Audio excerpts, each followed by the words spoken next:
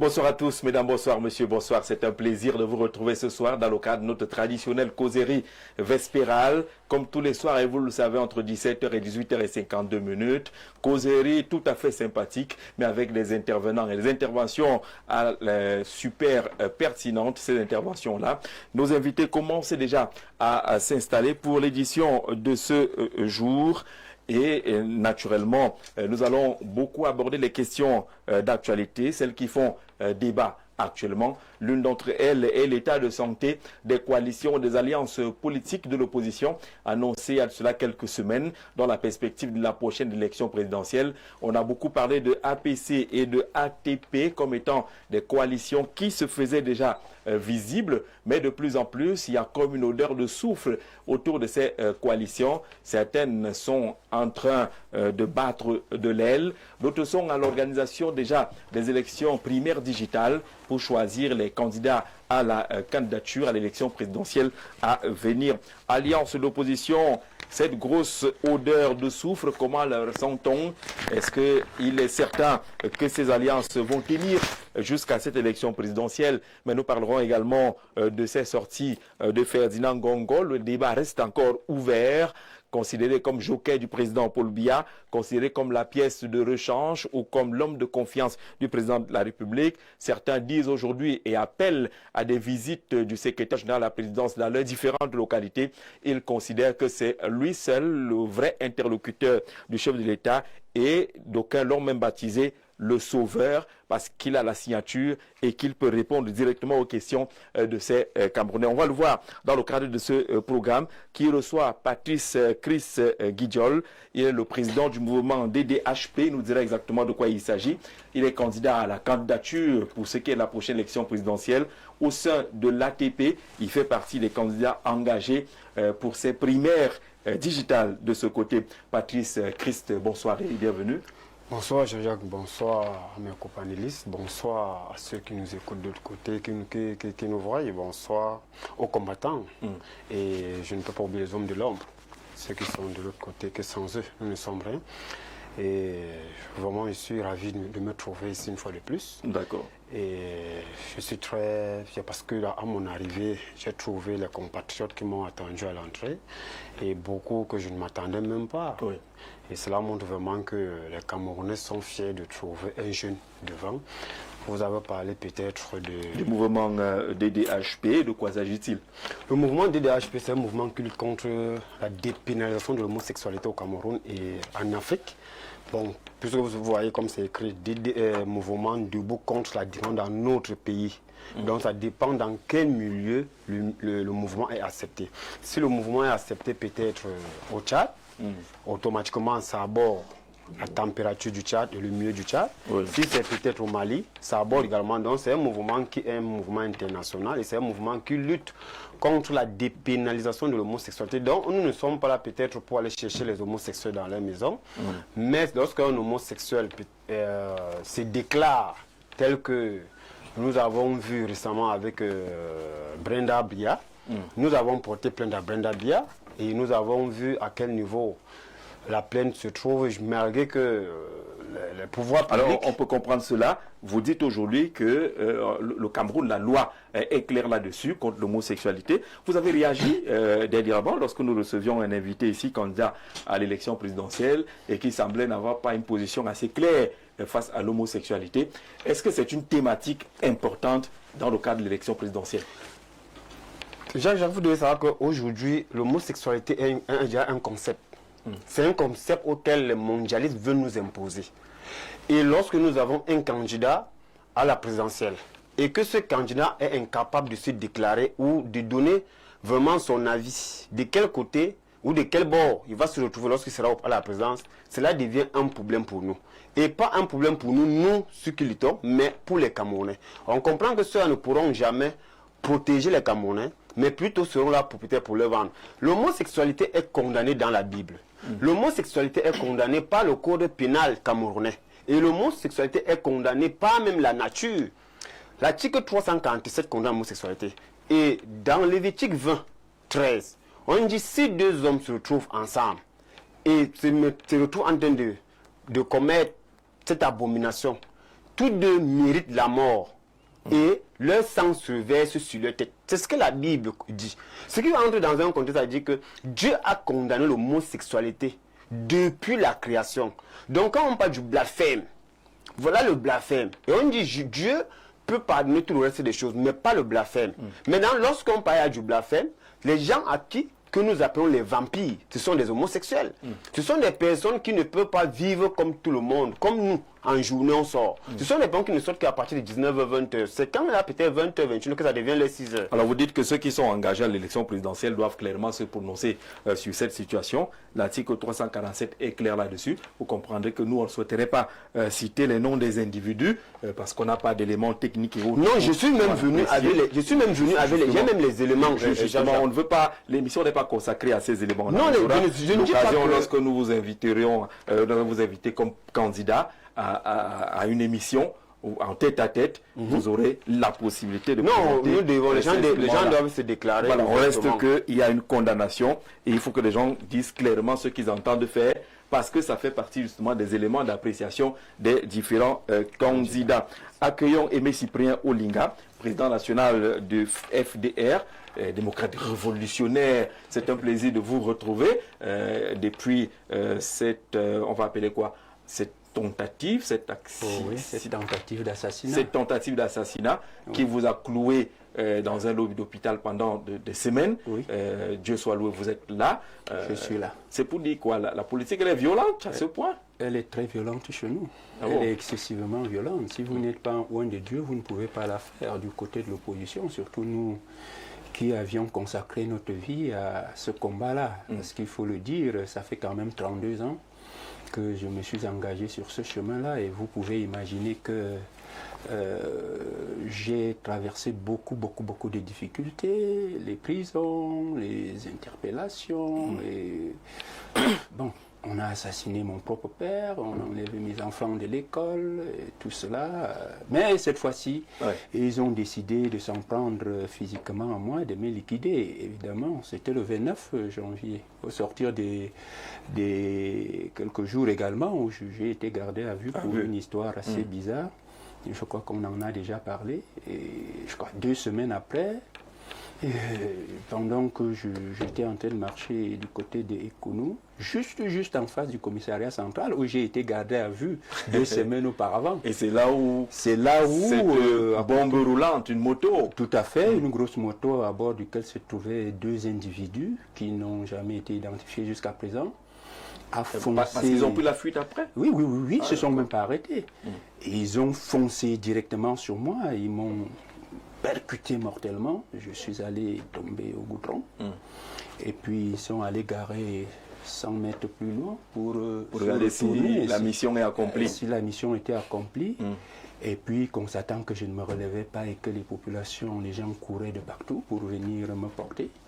Ils ont démarré leur engin et ils sont partis. Donc, je crois qu'ils ont cru que j'étais mort sur le champ. Je dois avouer que ça a été très difficile parce que là, dans les minutes qui ont suivi, je suis allé, on m'a interné dans un hôpital qui a été même gardé secret parce que ma famille et mes partisans avaient peur qu'ils ne viennent achever la mission si on rendait public l'hôpital dans lequel j'étais interné. Je vous assure que c'était violent. J'ai vu les photos. Hein. C'était très violent. J'ai eu une côte cassée, j'ai eu le genou droit mouché, des blessures. Et je dois dire que je crachais comme ça et puis le sang sortait. Je crachais du sang. Vous revenez de loin. Je reviens de loin. Je crois qu'il y a des très grands médecins au Cameroun et c'est lui qui m'a pris en charge et je le félicite vraiment parce qu'il m'a dit je vais te sortir de là. Mais il faut que tu restes là pendant 3 semaines. Et je crois que pendant les 3 semaines, ça a coûté beaucoup d'argent à ma famille. Nous n'en avons pas assez.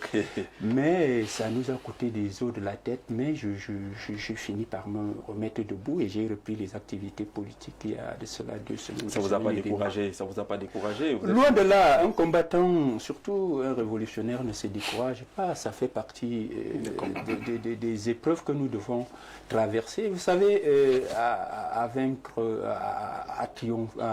sans péril, on triomphe sans gloire. Et je crois que d'ailleurs, ça continue à convaincre les Camerounais Et beaucoup de Camerounais d'ailleurs que je suis véritablement l'homme de la situation, l'homme qui a gardé intactes ses convictions depuis 32 ans, qui n'a jamais fléchi, qui n'a jamais trahi son peuple et qui continue à mener avec détermination le combat pour la libération du Cameroun.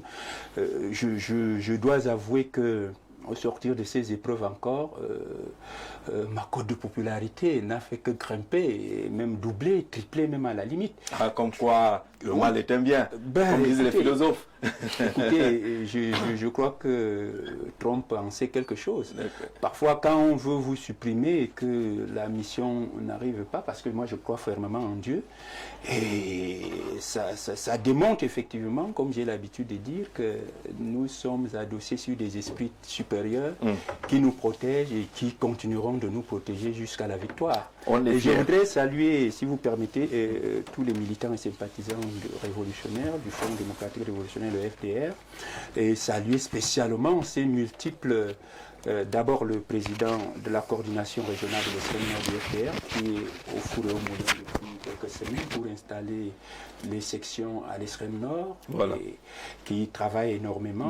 Je salue également le président de la section de Ngoumou, celui de Kolmetet, celui de Mangon, qui sont en train de se mobiliser parce que, dites-vous bien une chose, le FDR a décidé de faire des élections présidentielles à venir et des élections municipales et législatives, de les placer au même niveau. Ça veut dire que de la même considération que nous avons pour l'élection présidentielle, c'est la même que nous avons pour les municipales et législatives, parce que nous avons l'ambition aux municipales et législatives d'avoir des maires FDR dans les 360 communes du pays et d'avoir les députés FDR à l'Assemblée nationale. Merci Monsieur le Président, on est fiers de vous avoir tout très en forme sur ce plateau. Vous avez manqué à nos amis de Le Grand Soir, vous êtes bien entendu là.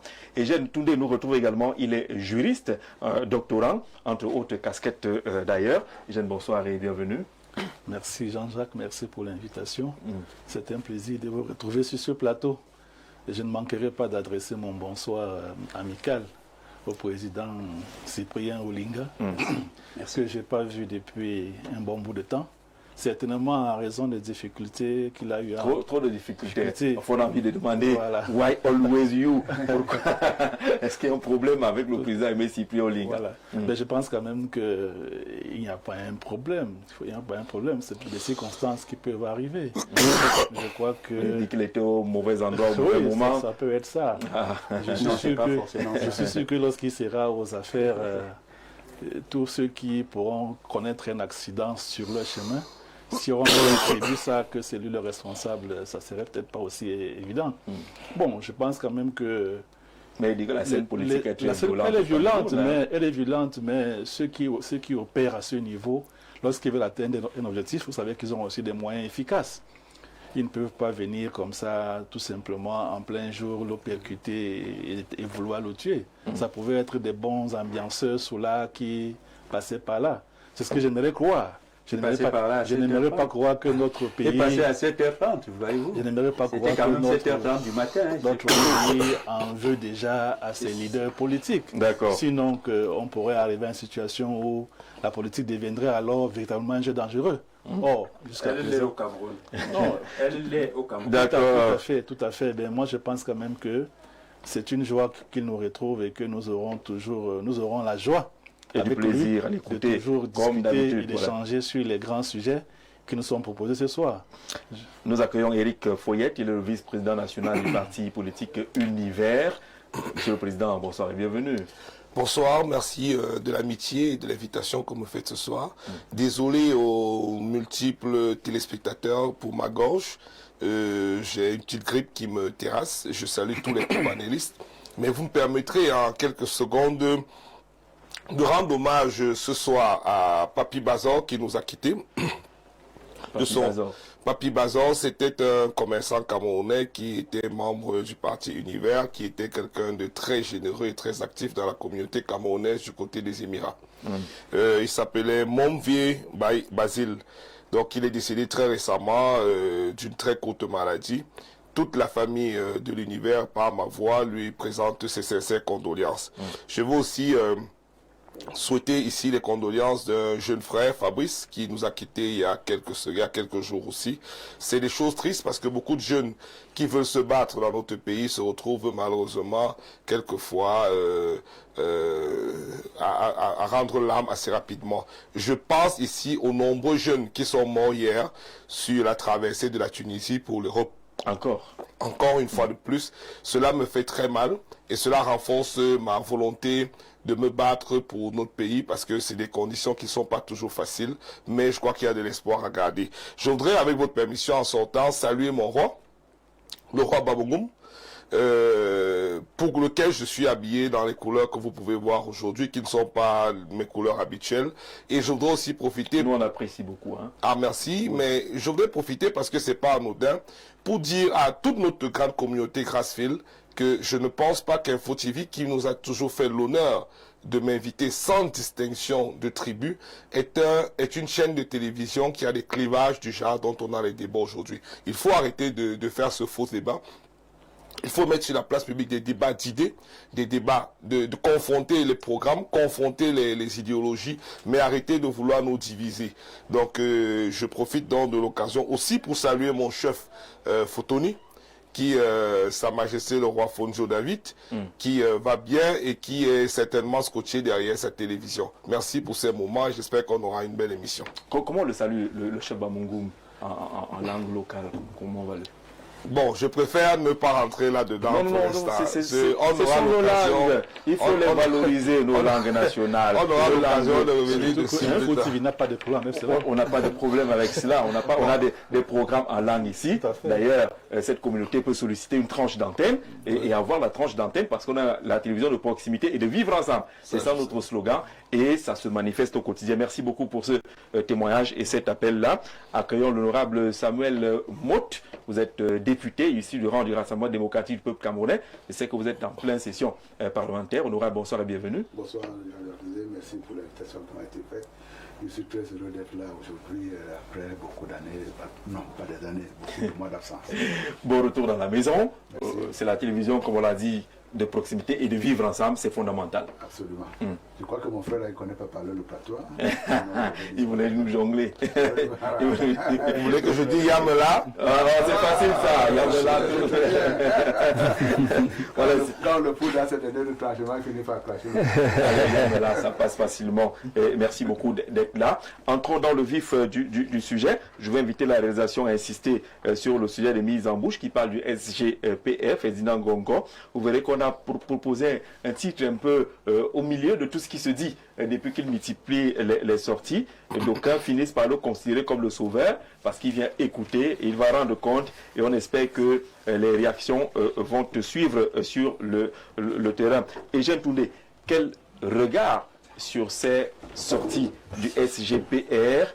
Est-ce que ceux qui pensent qu'il est le sauveur parce qu'il a la meilleure oreille et la meilleure bouche pour aller parler au président, est-ce que cela se trompe? Disons qu'il ne se trompe pas, parce qu'on ne peut pas nier que le SGPR a une position privilégiée.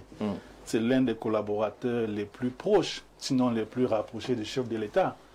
Donc, lorsqu'il est en mouvement ou lorsqu'il s'exprime, l'opinion a tendance à penser, et a raison, que ce qu'il dit vient de la plus haute autorité.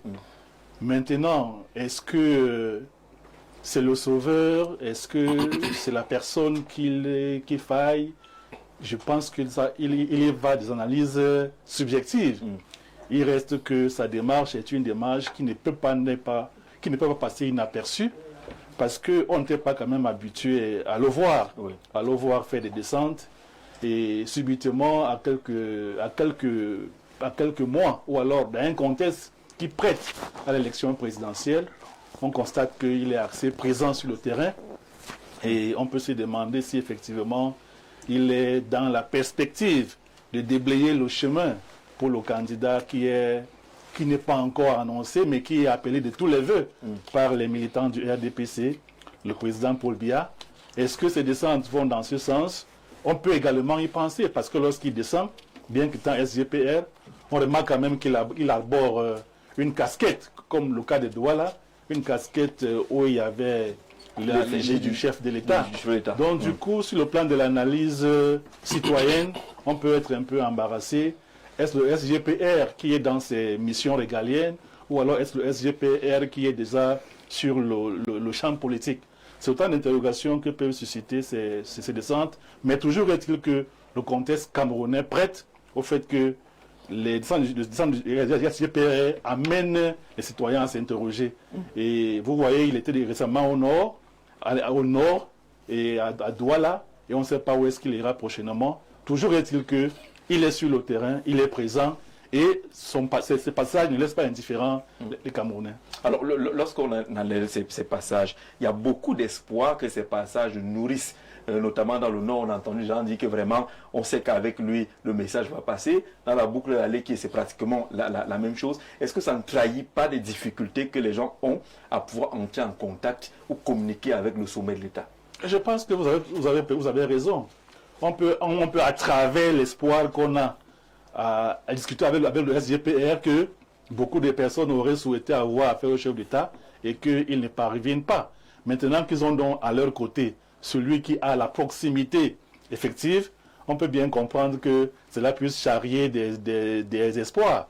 Je crois que le contexte camerounais, comme je l'ai dit, où le chef de l'État n'est pas assez présent sur le terrain, fait que lorsque un collaborateur aussi proche venait à se retrouver au sein de la population, qu'effectivement, il y ait l'engouement, et même l'enthousiasme, et même l'espoir que les doléances que les gens ont depuis des années dans leur tiroir, qui des problèmes de route, qui des problèmes de santé, peuvent enfin trouver une oreille ou alors un courroie de transmission directe. D'accord, vous dites que le président n'est pas assez présent sur le terrain. Les gens manifestent cet engouement-là en se disant qu'enfin, voilà quelqu'un qui est proche et d'où peut-être lui, finalement, le sauveur. Est-ce que vous comprenez cet engouement, cet enthousiasme autour des sorties du secrétaire général du président de la République? Présentement, nous essayons de s'interroger également, puisqu'il n'y a pas souvent l'habitude. Nous savons que généralement le président, lui, il s'est toujours positionné d'une personne un peu dans l'ombre. Et que ceux qui devraient en général peut-être travailler devaient être un peu plus sur un pan auquel il donne aussi les autres. Mais aujourd'hui, lorsqu'on voit le SGPR sur le terrain, on s'interroge et on se met peut-être sur deux points. Le premier point peut être, est-ce qu'on ne se trompe pas des époques? Parce que l'époque auquel peut-être le président Paul Biya lui-même était sur cette mission en tant que Premier ministre, en 1975, il était un peu celui qui devait à tout prix remplacer le président Paul Biya, Amadou Ahidjo. À l'époque, oui. Puisque net après qu'il soit Premier ministre, en 1979, la Constitution a permis qu'après le départ du président, c'est lui qui doit être là. Et tout ce donc que vous interrogez en pensant qu'il y a peut-être derrière quelques manœuvres de succession qui sont en train de se... Lui, il a présentement vu que cela, il dit peut-être on se trompe aussi les époques. Oui. Parce que l'époque d'aujourd'hui, normalement, ce n'est pas le secrétaire général qui devait être sur le terrain.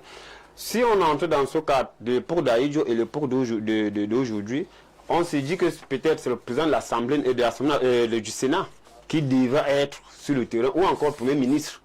Mais aujourd'hui, on se rend compte que ni l'un ni l'autre se trouve à ce côté. Oui. C'est plutôt le SGPR qui est en train de faire ce travail. On se demande, est-ce réellement, puisque lui, il n'est pas loin de l'ensemble du chef de l'État, puisque tous les postes que le chef de l'État a occupés à son temps, ce sont les mêmes postes que le SGPR est sur ses traces. Donc on se dit, ce n'est pas une position également?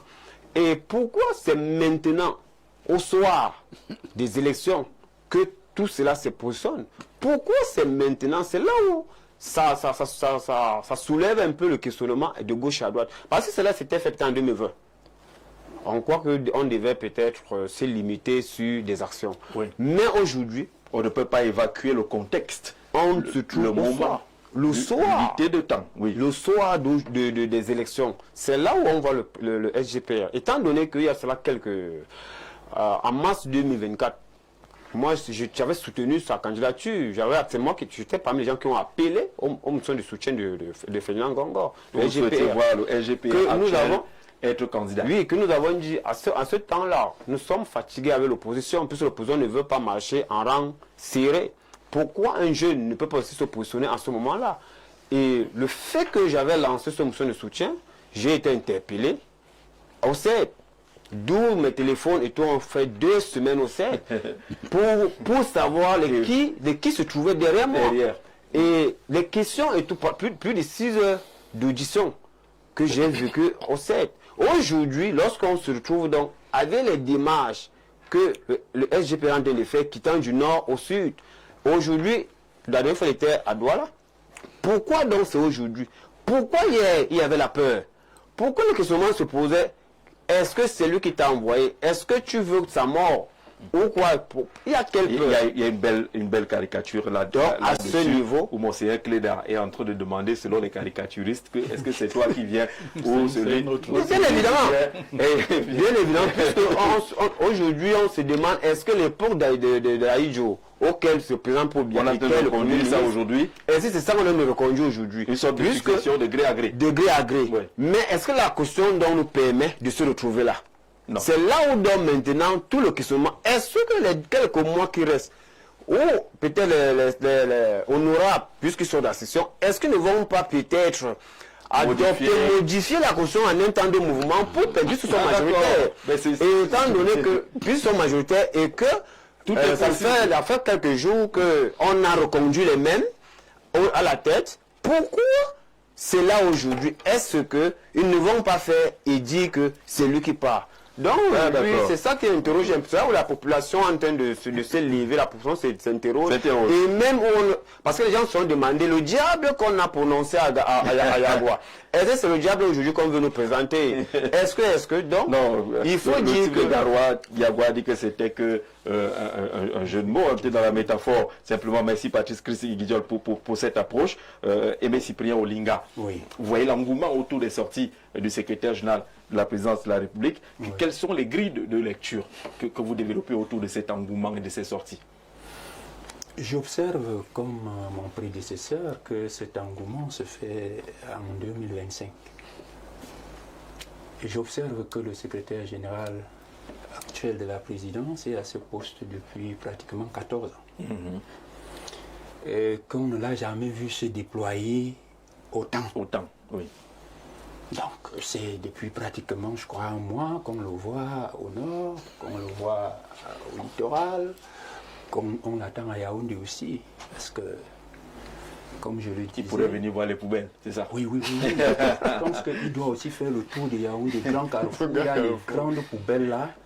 Et puis, à la fin, comme il l'a fait à Douala, parce qu'à Douala, on nous a fait comprendre que le président est déjà le premier moto-taximan, et que les moto-taximens de Douala appellent, n'est-ce pas, le président à être candidat. Il a répercuté cela. Eh bien, il y a eu, on l'a vu au port, on l'a vu un peu partout. Je crois qu'en faisant le tour de Yaoundé aussi, les grands carrefours là, en faisant il va également faire un rapport pour dire que toutes les grandes poubelles de Yaoundé, n'est-ce pas, tous les grands carrefours appellent le président à être candidat. Président, soyons sérieux. Non, je suis sérieux. Président, soyons sérieux. Je suis plus que sérieux. Ah, vous êtes sérieux? Et qu'ils disent également que ces poubelles-là promettent le vote à 100%. N'est-ce pas? Dès que je l'ai dit, je dois dire quand même que ces sorties, moi, me posent un problème et posent de sérieux problèmes au FDR. Sauf parce qu'en réalité, nous découvrons là les dysfonctionnements que nous avons toujours dénoncés, les dysfonctionnements de la gouvernance. Vous pensez qu'il n'est pas dans son rôle pour parler de dysfonctionnement? Je pense qu'il n'est véritablement pas dans son rôle là. Et je pense davantage que ce que nous avons dénoncé il y a longtemps, c'est-à-dire cette gouvernance, cette gestion du pays par procuration que le président de la République, M. Biya, nous impose, est scandaleusement inacceptable. Parce que M.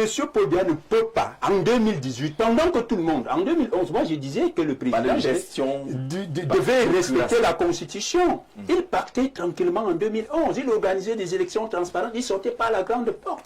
Il serait vénéré aujourd'hui.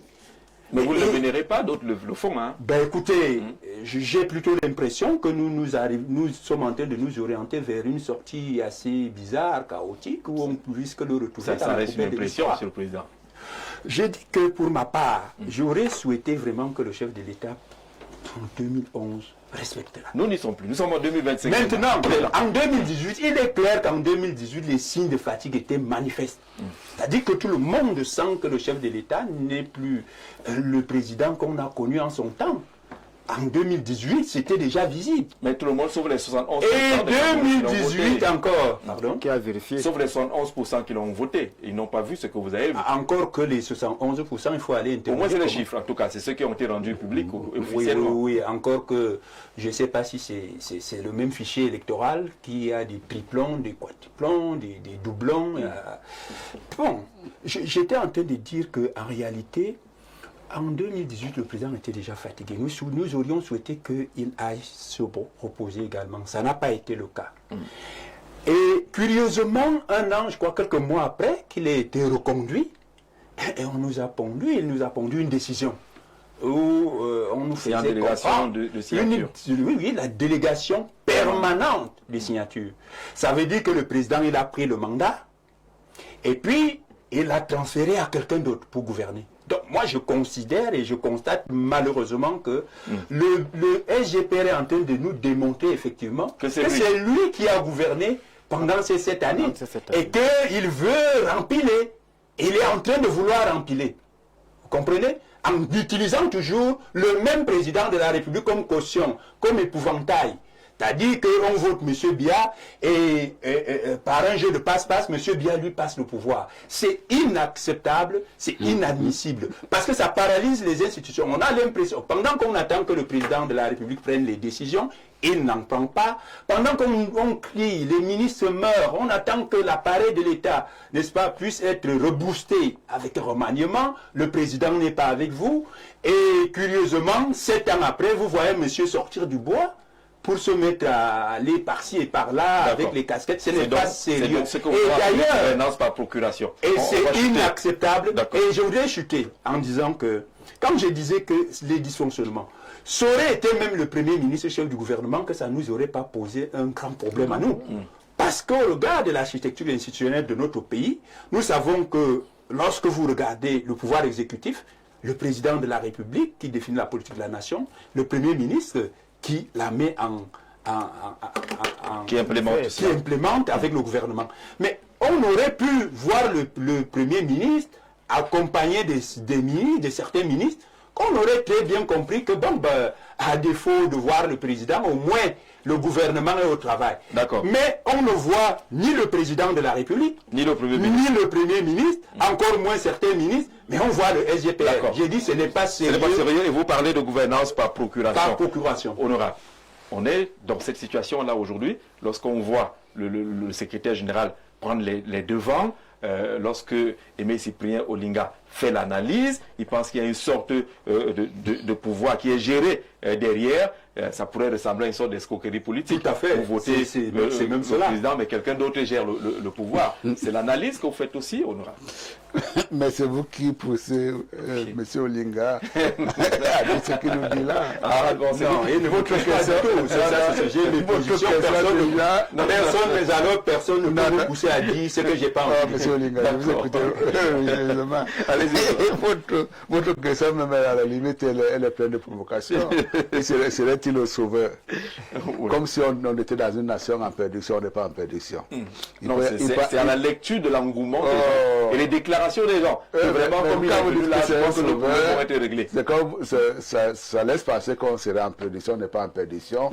On peut avoir certainement des difficultés du quotidien, on les aura toujours. C'est la société, le fonctionnement de la société, c'est la vie elle-même qui fait que nous ne soyons pas dans un cycle totalement, comment dire, rectiligne, où il y a des hauts et des bas, et que quelle que soit la situation dans laquelle on se trouve, on aura toujours à des instants précis de notre vie des petites difficultés. Il faudra éviter que les difficultés prennent le dessus sur ce que nous vivons de bien. Et d'ailleurs, j'ai fait une réflexion là-dessus. Quand vous voyez généralement le taux de suicide qui est l'aboutissement de la réflexion selon laquelle la vie ne mérite pas d'être vécue, on finit, quand on regarde le taux de suicide, il n'est pas aussi endémique que l'on puisse le penser. Donc on n'est pas en situation de perdition et donc on n'aura pas besoin nécessairement d'un sauveur. Mais en même temps, il y a une collection de choses. On aurait modifié la Constitution, on n'aurait pas respecté la Constitution parce qu'on a demandé une modification en 2008, je crois. En réalité, la Constitution elle-même, elle demande qu'elle soit modifiable. Et donc, c'est elle-même qui précise également les voies que l'on peut utiliser pour pouvoir faire une modification éventuelle.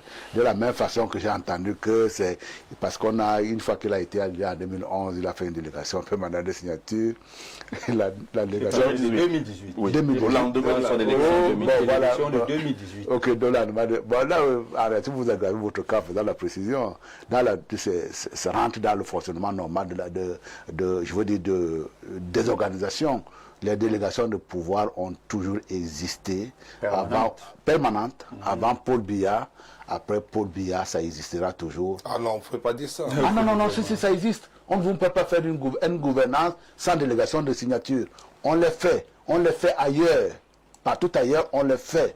Et d'ailleurs, c'est un élément de gouvernance, c'est un indicateur de bonne gouvernance, qui consiste à dire, une fois qu'on a recruté autour de soi un certain nombre de personnes qui ont de la valeur, il faut qu'on leur donne un espace de travail. Et dans le cadre de cet espace de travail-là, on peut s'occuper de ce qui est plus important et on les laissera faire un certain nombre de choses. Regardez toutes les choses. Aux États-Unis, on délègue. En France, on délègue. En Allemagne, on déléguera. Partout ailleurs, on délègue toujours. C'est au Cameroun. Et d'ailleurs, attendez, dans ce texte de délégation que le SGPR discriminera lui-même. Mais oui, mais c'est bien ça. Non, mais les affaires apportées à l'attention. Non, si. Mais vous voyez que. Vous avez réagi. Non, en plus, vous voyez ça. C'est même une disposition terrible, hein. Parce que quand on vous délègue, sans avoir précisé de manière, je veux dire, sans avoir dit de manière très précise ce que vous devez faire et ce que vous devez faire, je peux même vous dire que c'est un piège politique. Vous pourrez vous occuper d'une histoire que vous connaissez comme étant banale, et puis là, comme on vous a demandé de discriminer, vous rentrez là-dedans, et puis finalement, ça se transforme en dérésinant, on va vous le reprocher. En disant, si vous avez la jugeote nécessaire, vous pensez que c'est un blanc-seing. Ce n'est absolument pas un blanc-seing. C'est le genre même de disposition que je n'aurais pas souhaité avoir dans le cadre d'une délégation, parce qu'il n'y a pas une clarté en la matière. Et donc, on déléguera toujours. Et d'ailleurs, le nom m'échappe.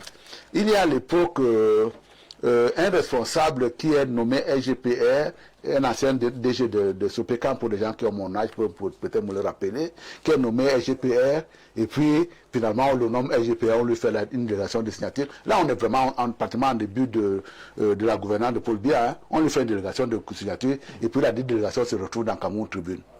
Mais ça a fait un tollé général.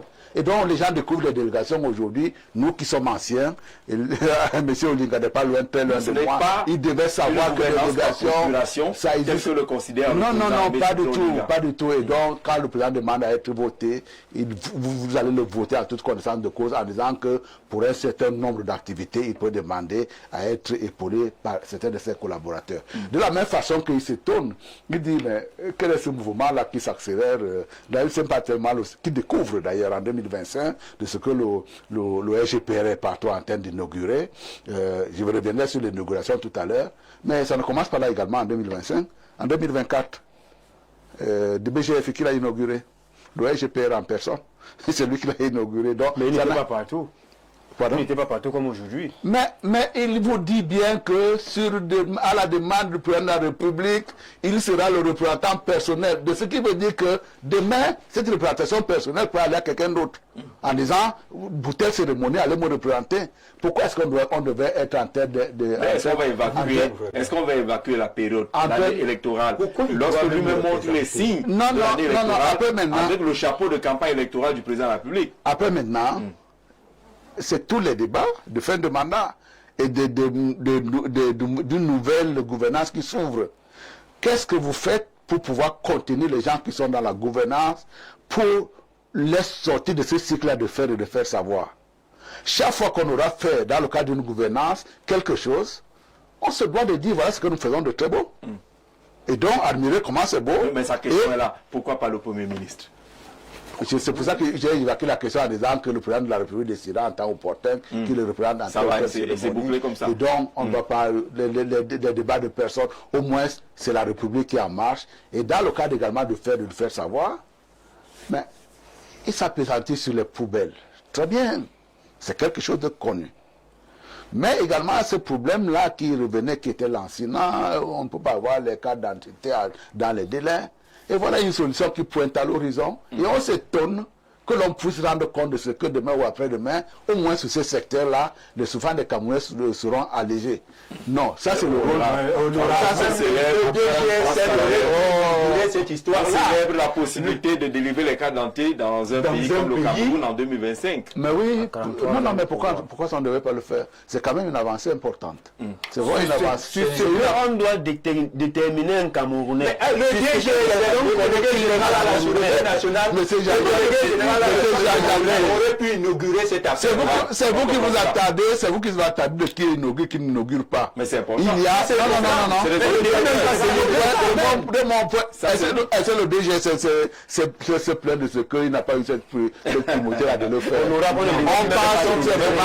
Merci. Merci sur ce point-là. Bonsoir Jean-Jacques Zé et à tous tes invités sur le plateau. Je salue spécialement mon directeur de SAGE, M. Éric Foyette. Je profite de votre antenne pour lui dire sincèrement merci pour tout ce qu'il a fait pour nous dans son entreprise. C'est quoi, Wise Telecom. Merci, monsieur, que Dieu vous bénisse. Le nom n'est pas là, le nom n'apparaît pas, mais le message vous est adressé pour tout ce que vous avez fait. Il y a des gens qui sont reconnaissants, mais pour rester sur la thématique, vous avez écouté les interventions des uns et des autres tout à l'heure. L'honorable, vous ne voudrez pas qu'on parle de sauveur parce qu'on n'est pas dans une république en déroute, mais on a quand même eu l'impression à un moment donné que c'est la casquette qu'arborait le SGPR. Déjà, j'ai l'impression que l'honorable veut un peu nous provoquer et veut nous faire sortir un peu du fond du débat. Et c'est son rôle. Mais je ne pense pas qu'il y arrivera ce soir. D'abord, je voudrais un peu rappeler quelque chose à l'honorable. En France, il n'existe pas de délégation permanente de signature du président. Permettez, je vous ai écouté avant de revenir. Vous aurez le temps de rebondir. De délégation permanente de signature du chef de l'État à un SGPR. Ça n'existe pas en France. Alors, aux États-Unis, il n'existe pas de délégation permanente de signature du président à un secrétaire général. Donc, je voulais vous dire, quand vous voulez comparer les formes d'État, il faut comparer ce qui est comparable. Encore que le Cameroun voudrait être la pâle copie de la France. Président, je voudrais ajouter juste un mot. Bonsoir au plateau. S'il plaît demander aux députés RDPC à qui Macron et Trump ont délégué leur pouvoir. Puisqu'ici c'est de la France et des États-Unis, c'est là. Je réponds ce message. On salue Bouddha. Vous continuez. Oui, je salue aussi particulièrement encore Bouddha. Je voudrais dire à M. Honorable Mout, encore que quand je vais chez lui, je souffre beaucoup. J'ai encore 2 de mes amortisseurs au garage. Dans l'ONCAM Oh, c'est terrible, c'est une pâtisserie. D'accord. Je vais revenir sur... Et justement, c'est des endroits où le SGPR n'y va pas, curieusement. Il va dans les endroits où ça peut faire belle image et autres. Mais je voulais donner ma vision des sorties du SGPR. Allez-y, c'est pour cela qu'on est. Beaucoup de gens sont en train de pinailler. Est-ce qu'il sera le prochain candidat? Parce qu'il faut dire les choses comme elles sont. Quand on dit est-ce que c'est lui le sauveur, est-ce que c'est lui, parce qu'il dirige déjà pratiquement le pays, est-ce que c'est lui qui... Mais je vais vous annoncer quelque chose ce soir. Monsieur Ferdinand Gongo, et ça je le dis devant l'honorable qui ne peut pas me contredire, n'a aucun mérite ni aucune classe dans le RDPC. Qui est le parti au pouvoir, je vous rappelle. Il n'est ni membre du comité central, ni une élite particulière dans le RDPC. Il est juste SGPR à la force d'un décret. C'est même la preuve que ce Cameroun est dirigé par la tête. Ça veut dire qu'on a renversé le Cameroun et on marche par la tête. Il est anormal que du jour au lendemain, quelqu'un débarque des États-Unis, encore que je n'ai rien contre lui. C'est quelqu'un qui m'a ouvert ses portes lorsqu'il était encore au ministère des Relations extérieures. Et il sait très bien tout le respect que j'ai pour lui. Mais nous sommes en politique, je suis désolé. Et je suis froid, je suis droit dans mes bottes.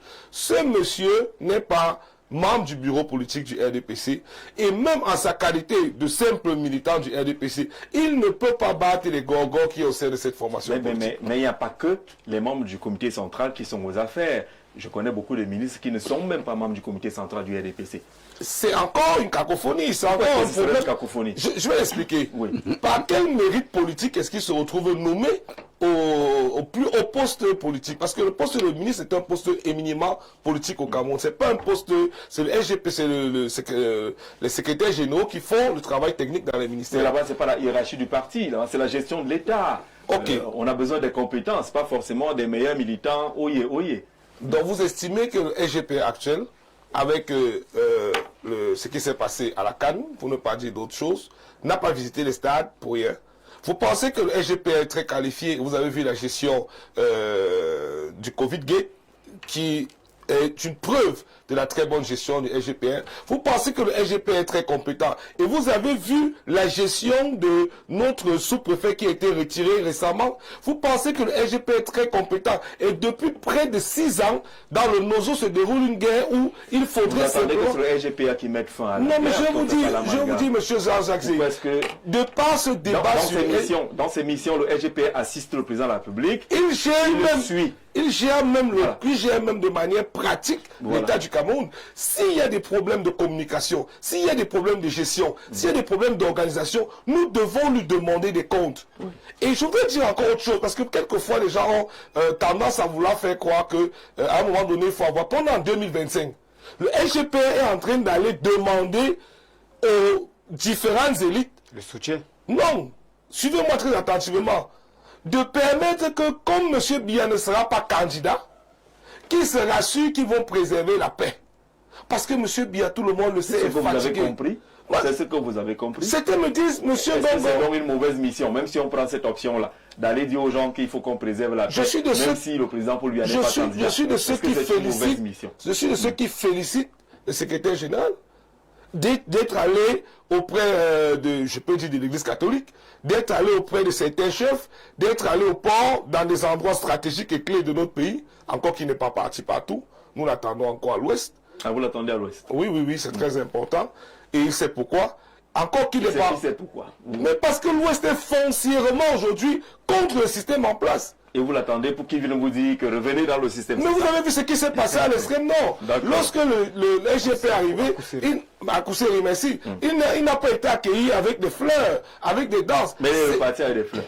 En tout cas, c'est le même accueil que nous le réservons à l'ouest. Et ça, je l'annonce déjà. Je vais vous dire, nous sommes arrivés à un niveau où les Camerounais ont ras-le-bol. J'attends que le SGP rentre au sud. Vous savez que beaucoup de gens se trompent de combat. Le combat n'est pas trivial. La région qui souffre le plus de ce régime, c'est bien la région du Sud. Elle n'a rien. Je m'étonne même que certaines personnes arrivent encore à défendre ces gens. Même jusqu'aujourd'hui, même la région du SGP est encore complètement abandonnée. Il ne faut pas qu'on se trompe de débat. Le débat est structurel. Ces gens ne sont pas compétents. Il faudrait qu'ils nous laissent la part. Et certains qui parlent de tradition, je voulais leur rappeler que lorsque M. Biya arrive au pouvoir, il n'a pris le pouvoir nulle part. Je crois que, je ne sais pas si c'est la France qui le lui a remis ou si c'est monsieur, son excellence Aïdjo qui le lui a remis. C'est par la suite qu'il a fait le tour du Cameroun pour récupérer les pouvoirs des différents chefs et autres. Mais avant qu'il ne soit nommé président de la République, il n'a reçu ce pouvoir. Il faut qu'on se comprenne.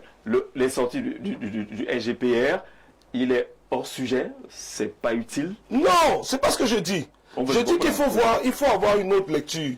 Le SGP est en train de préparer un gouvernement de transition. Ah bon? Le SGP est en train de préparer les Camerounais, les élites, à ce qu'il y ait une transition pacifique au Cameroun. Parce que de manière objective, il sait, et il a tous les renseignements, vous savez que c'est lui qui coordonne les renseignements, qu'il y aura le bol au sein du RDPC, il y aura le bol au sein de l'opposition, et il y aura le bol au sein de toute la société. Quand on vous dit que le premier motoman, c'est le chef de l'État, mais étonnez-moi, vous avez déjà vu un papa de 92 ans conduire une moto dans les conditions actuelles du Cameroun, où on ne fait pas 2 mètres sans un gros trou. C'est pas pareil. On dit le premier moto. Je ne sais pas ce que c'est qu'un motoman. C'est un fils de l'Ouest qui parle comme ça. C'est pas qu'on l'a invité à conduire. J'en doute. On va rapidement sortir de ce sujet. Je pense qu'il est dans son rôle. C'est un acteur politique. Mais il faut quand même reconnaître que l'action posée par le SGPR peut être interprétée, peut avoir des doubles conséquences. Elle peut être positive, comme elle peut être négative. Mais pour la simple raison que si l'image que lui-même il porte ou qu'il emporte auprès des Camerounais n'est pas positive, ça peut desservir la cause qu'il veut défendre. Voilà pourquoi, peut-être, si c'est vraiment dans l'optique de la candidature présidentielle, comme cela est clairement exprimé par lui, peut-être que cela mériterait quand même qu'il y ait une réflexion approfondie. Le SGPR, dans des conditions où c'est une personnalité neutre, on peut comprendre que sa place de privilégié à côté du chef de l'État peut faire de lui un très bon directeur de campagne. Mais dans notre contexte, c'est aussi un enjeu. Hein? Oui, notre contexte qui est le nôtre, ça se parle, que nous connaissons, que nous savons, avec déjà une implication assez avancée dans la gestion des affaires de l'État, où on peut essayer de rattacher son action à des activités, soit de la CAN, soit du Covid, peut faire que son image peut aussi avoir un effet négatif si on n'a pas bien analysé ces deux positions. Donc moi, je n'ai rien contre que le SGPR puisse être en campagne pour contre le chef de l'État, mais il faut quand même tenir compte que cela peut avoir un double effet. Un effet négatif comme un effet positif en fonction c'est une action de ce que la population a comme image vis-à-vis de lui.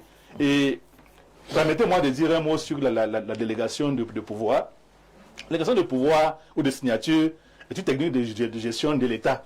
Cela se comprend que le leader ou le chef ne peut pas toujours être partout à la fois. Voilà pourquoi il y a délégation de pouvoir ou de signature. Mais on peut quand même aussi s'interroger lorsqu'elle devient permanente. Le caractère permanent peut diluer, n'est-ce pas, le rôle de coordination ou le rôle de maîtrise ou le rôle de responsable en chef que celui qui a été, n'est-ce pas, appelé à une fonction doit assumer. Si il faut en permanence déléguer des pouvoirs pour lesquels on a été soi-même investi, il peut y avoir nuance sur le plan de la technique administrative. Donc, ce n'est pas tant le fait qu'on délègue le pouvoir qui est une mauvaise chose, parce que ça rentre dans la technique de gestion de l'État, mais c'est le fait qu'elle puisse être permanente dans le contexte camerounais et africain qui peut nous causer quelques... Voilà. La question qui était posée, on l'aura tout à l'heure, c'est celle de savoir si vous savez qui a délégation de pouvoir en France, permanente, monsieur, aux États-Unis. Permanente, ça on n'a même pas besoin de dire que c'est elle est permanente. Attendez, on vous donne justement une délégation de pouvoir. Tant qu'on ne l'a pas enlevée, elle continue. Oui. Le problème, c'est qu'au Cameroun, on a l'art de se compliquer les choses. On écrit noir sur blanc que délégation permanente. On vous donne une délégation de faire telle ou telle chose. Elle continuera jusqu'à preuve de contraire. Elle existera. Elle continuera à produire ses effets. C'est parce que vous n'êtes pas au courant des délégations ailleurs qu'elles n'existent pas. Elle existe bel et bien. Prenez votre intérêt. Oh, je vous avais fouillé, hein. Ça n'existe pas. Mais c'est la magie. Il dit que c'est au Cameroun de créer des problèmes. On vous dit tout simplement, voilà le domaine de compétence dans lequel vous avez une délégation, point final. Je vous ai donné, même les maires délèguent leur pouvoir en France. Bon. C'est pas un problème de délégation de pouvoir. C'est une délégation permanente. Donc, considérez que, si c'est le mot permanent qui vous choque à la matière, on n'avait même pas besoin de le préciser. On vous donne une délégation de signature. Elle existera le temps nécessaire qu'on l'enlève par un autre acte. Mais tant qu'on ne l'a pas élevé, vous avez la délégation. Sauf si, d'aventure, on vous dit, vous avez la délégation de signature de telle période à telle période. À ce moment-là, elle finira de produire les effets à partir du moment où la date butoir sera arrivée.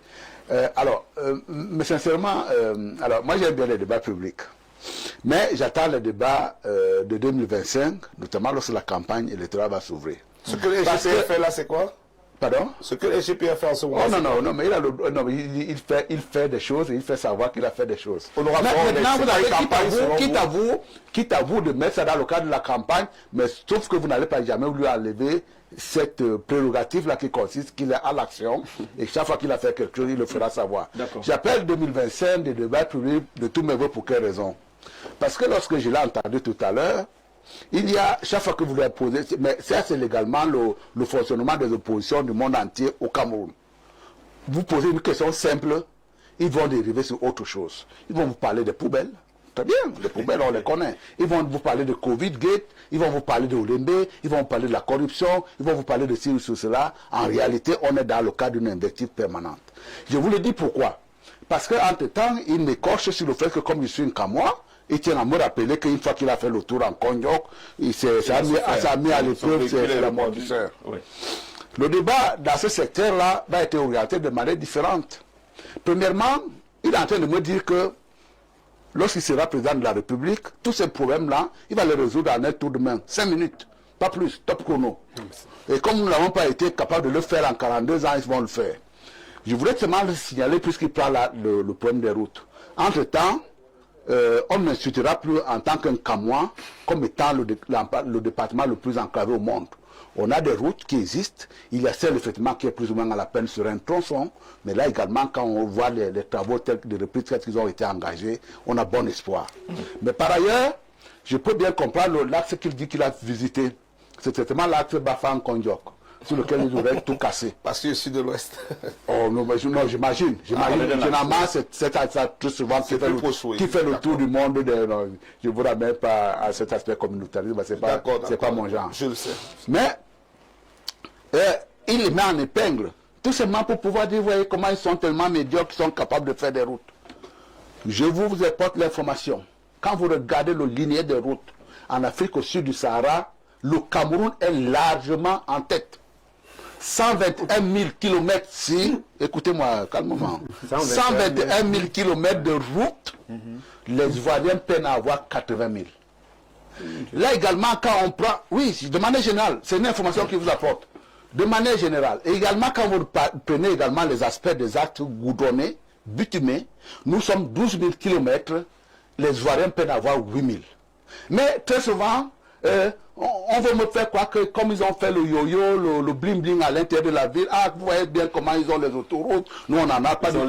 Ils ont les ponts, voilà, qui font machin. Et attendez, quand vous parlez de ponts, vous me comparez les ponts sur la lagune, on enjambe une lagune, et vous le comparez en termes de difficulté, même en termes de coût économique, avec un pont que l'on construit sur le Vouri. Un peuple d'une puissance énorme. Il n'y en a pas, il n'y en a pas. Mais donc du coup, je vais terminer là-dessus.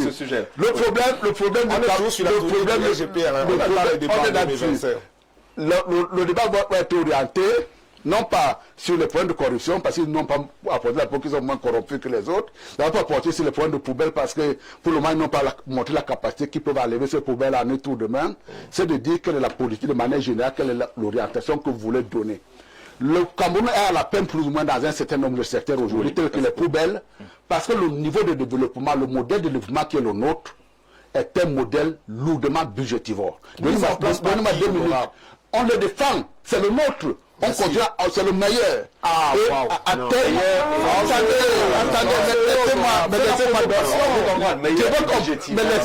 laissez-moi. C'est la provocation. Pendant que les gens font le yo-yo, c'est pas la provocation, je vais vous expliquer pourquoi. Voilà, pendant que les gens font le yo-yo, le bling-bling à l'intérieur des capitales, aujourd'hui, quand vous envoyez le Cameroun, vous dites il y a Douala, il y a Yaoundé. D'accord? Et quand vous dites qu'il y a Douala, il y a Yaoundé, mais il y a Bafoussam également. Mais il y a Bamenda également. Mais il y a Garoua également. Il y a Ngaoundéré également. Il y a Maroua également. Et quand vous allez voir deux villes. Très bien. Mais ces villes également doivent être reliées par des axes routiers. D'accord? Et donc, effectivement, ça vous demande beaucoup plus de ressources qu'ailleurs. Par ailleurs, là, j'ai parlé des aspects urbains. Mais Jean-Jacques Zé, je suis un enfant de forêt. Il n'y a que le Cameroun pour pouvoir dire, une fois qu'on a fait des axes routiers, il faut aller chercher les gens en Kondiok. Sur la route dont vous me parlez, l'État a mis ces dernières années 5 milliards de francs pour pouvoir éviter que l'on nous bassine les oreilles avec ces voitures-là qui sont embourbées. Et lorsque vous êtes dans ce modèle de développement, non seulement il est budgétivore, mais il peut également créer un certain nombre d'effets pervers. C'est-à-dire que lorsque vous avez mis l'argent sur les routes, pour aller chercher les gens dans l'arrière-pays, vous n'avez plus souvent d'argent pour collecter les ordures. Allons-y, successivement. 2020, ça arrive. Il faut que ça arrive. Ça arrive tous les débats. Moi, je suis vraiment... d'entendre l'honorable nous orienter. Ne sois pas gêné, c'est ton frère. Pardon? Ne sois pas gêné, c'est ton frère. Hein? Non, vous êtes un frère. Mais j'ai dit que je suis simplement gêné par les propos que vous tenez, comme si on n'était pas déjà en 2025. Vous dites que vous attendez les discours, enfin, au début des débats de campagne. Liés à la campagne, oui. Mais vous êtes déjà en pleine campagne. Enfin, le monsieur qui veut aller prendre par procuration le pouvoir Il y gère déjà depuis 6 ans et demi. Il est déjà en campagne. Il est déjà en campagne, tout le monde le voit. C'est la raison pour laquelle j'ai dit, il est quand même scandaleux, monsieur Jean-Jacques Zé, que quelqu'un vous dise, parce que les responsabilités du président de la République doivent être des responsabilités qu'un citoyen prend sur lui, n'est-ce pas, de s'adresser, de demander au peuple souverain de lui confier le pouvoir pour améliorer les conditions de vie des populations, pour développer le pays. Mais vous ne pouvez pas dire, pendant que tout le monde observe que vous êtes fatigué, surtout que nous sommes en Afrique. Moi j'ai l'habitude de dire, moi je suis un révolutionnaire, j'ai dit que l'Afrique aujourd'hui a besoin des chefs d'État, chefs chantier. Moi je suis un disciple de Rawlings, et je sais comment est-ce que M. Rawlings, quand il était au pouvoir au Ghana, s'est déployé. Il s'est déployé, il allait dans les chantiers pour voir comment ça avance. D'ailleurs, j'ai une de mes amies qui vivait en Allemagne, qui a épousé un ingénieur allemand, et son mari était dans la compagnie qui a goudronné l'axe autoroute Accra-Océan.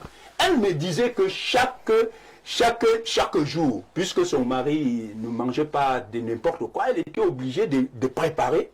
Même quand le chantier était déjà à 100 km, 200 km, elle avait un chauffeur. Elle a porté la nourriture à son mari chaque jour, vers midi, 11h. Et elle disait que chaque mercredi, elle avait remarqué, chaque mercredi, pendant que le travail se faisait, Rawlings venait regarder l'état d'avancement des travaux chaque mercredi. Quand il ne venait pas avec 2-3 jeeps, il venait, comme lui-même c'était un pilote. Lui, il avait le droit, le ministre Ngongo n'a pas le droit d'aller négocier. Mais monsieur, le ministre Ngongo n'est pas le président du Cameroun. Mais c'est justement ça le problème. On aurait souhaité voir. C'est lui qui a dit, en 2018, alors que tout le monde voyait qu'il est fatigué, qu'il ne peut plus tenir, qu'il veut un autre mandat, nous aurions souhaité le voir justement faire tous ces déploiements que M. Ngongo est en train de faire, que ça nous aurait posé aucun problème. Mais il n'est nulle part. Il vient et prend le mandat. Vous ne contactez pas de l'objet inauguré, vous voulez voir qui inaugure. Non, l'objet inauguré, moi j'ai dit c'est même de l'enfumage. Parce que j'ai dit le délégué général à la Sûreté nationale. Le centre d'identification biométrique. C'est son domaine. Oui. Même si moi j'étais président de la République, je ne me déplacerai pas pour aller inaugurer. J'ai un délégué ou un ministre en charge du domaine, il descend, il inaugure. C'est leur travail. Ça a un sens politique. Je suis en train de dire, ne ramenez quand même pas le Cameroun au niveau du Gondwana. Nous ne sommes pas le Gondwana. Nous sommes le Cameroun. Nous sommes le Cameroun. Et il faut qu'on prenne le Cameroun au sérieux. Vous ne pouvez pas prendre mandat et après quelques mois, vous signez une affaire de délégation permanente de signature et vous allez vous cacher. Vous attendez 7 ans. Mais tous les SGP ont eu cette délégation de signature. Écoutez, peut-être que ça est médiatisé aujourd'hui, on a l'air des nouvelles technologies. Mais justement, et c'est ça le problème. C'est même ça que j'ai l'habitude de dire. Nous sommes aujourd'hui allés de nouvelles technologies. Et le drame, c'est que nous sommes gouvernés par des gens qui ont été moulés dans le style de gouvernance du télégramme, je ne sais pas de quoi, qui n'ont pas compris qu'aujourd'hui, il faut s'adapter à la nouvelle donne. Il faut s'adapter à la nouvelle donne. Ils se sont jamais adaptés, ils n'ont jamais actualisé leur gouvernance, ils nous gouvernent comme ils le faisaient dans les années 60, et c'est pour ça que ça ne donne pas les résultats. Voilà. Et de quoi est-ce qu'on parle même à la fin? Comment est-ce qu'on peut imaginer que moi, par exemple, président de la République, que j'accepte de signer une histoire pour dire que c'est le secrétaire général qui discrimine les affaires apportées à mon attention, alors que c'est moi qui suis investi du pouvoir souverain du peuple. Ça a quel sens?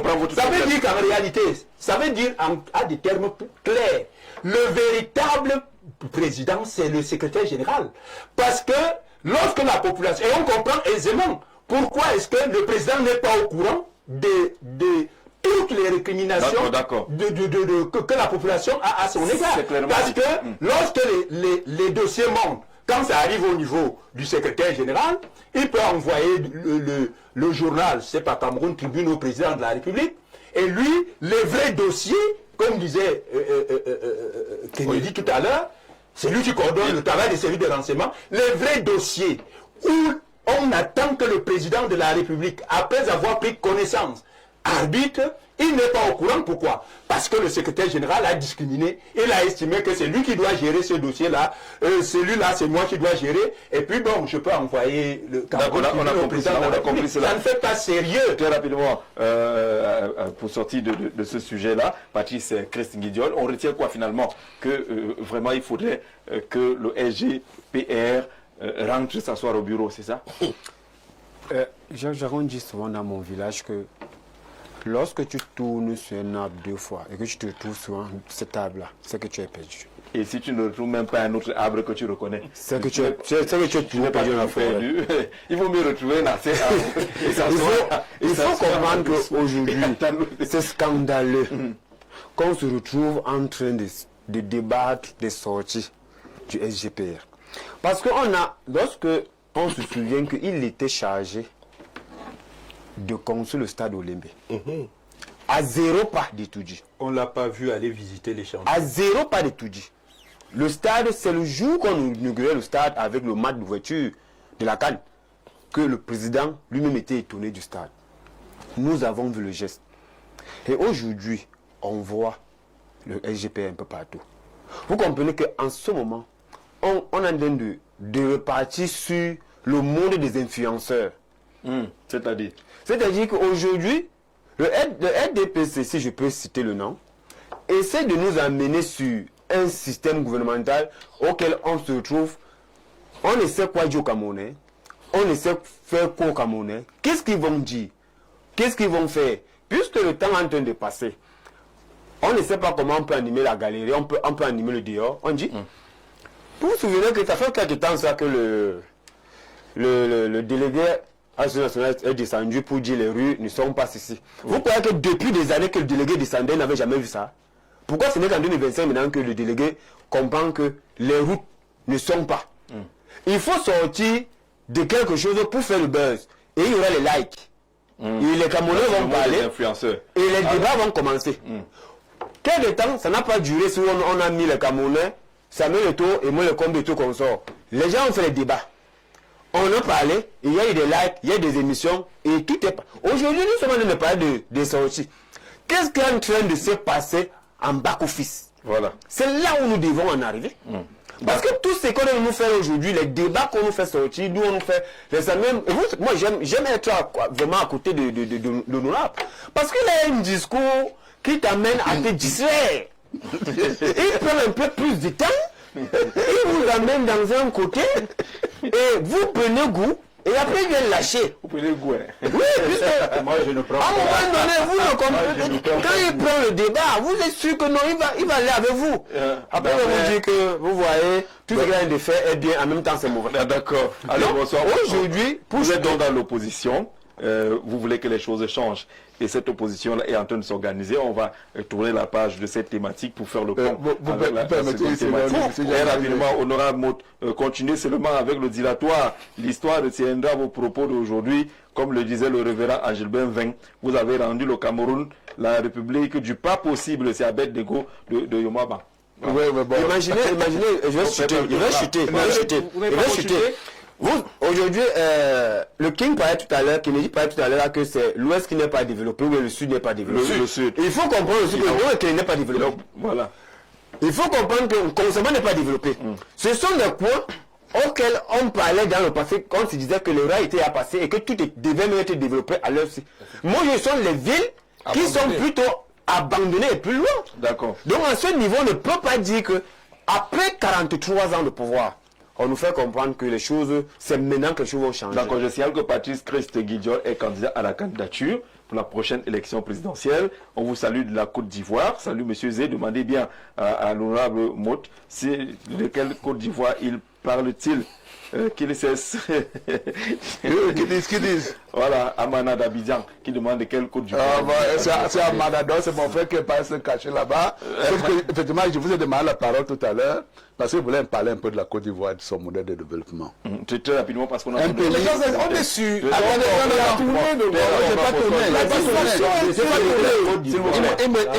donne la possibilité d'en parler. S'il vous plaît, vous aurez l'occasion de glisser un mot là-dessus, parce que même le second thème va l'imposer. Bonsoir à votre panel, sincèrement, sans vous jeter la pierre, je suis personnellement fatigué de ce sujet. C'est la 3e fois en une semaine et demie que vous parlez du SGPR. Pour ma part, s'il vous plaît, n'invitez plus le président de parti sur vos plateaux, mais demandez-lui d'aller battre campagne, parce que ce qui arrive, voilà, nous n'aurons que nos yeux pour pleurer. La politique ne se fait pas sur les plateaux télé. Il est évident que l'homme lion gouverne depuis longtemps par procuration, et c'est essentiellement dû à son âge avancé.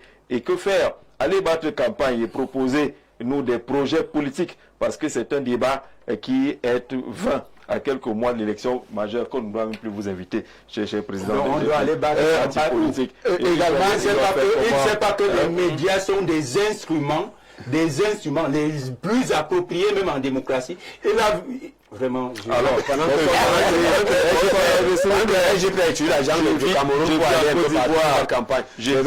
je vis en Côte d'Ivoire et j'invite l'honorable avec vos caméras pour visiter les autoroutes de la Côte d'Ivoire. Ensuite, nous ferons la même chose au Cameroun. Allez, envoyez les billets d'avion. Nous, on est prêts. Non, on est prêts. On est prêts. Vous voulez pas que je parle de Côte d'Ivoire? Les caméras sont prêtes. Il va ravaler tous les mensonges qu'il sur les plateaux qu'il fréquente. Si vous voulez, permettez-moi de faire un débat en direct avec lui. Ah ben là, vous êtes en Côte d'Ivoire, Dédé. Vous êtes en Côte d'Ivoire. Tout à l'heure, on aura l'honorable Maud comme invité, à vous la parole. Il sera face à nous et face à vous. Vous aurez l'occasion. Je viens de volontiers. Beaucoup de problèmes. Je sais que ma mémoire m'a taillé là tout à l'heure. J'ai parlé d'une délégation de pouvoir qui a fruité et été publiée dans Cameroun Tribune. C'était celle de Paul Tessa.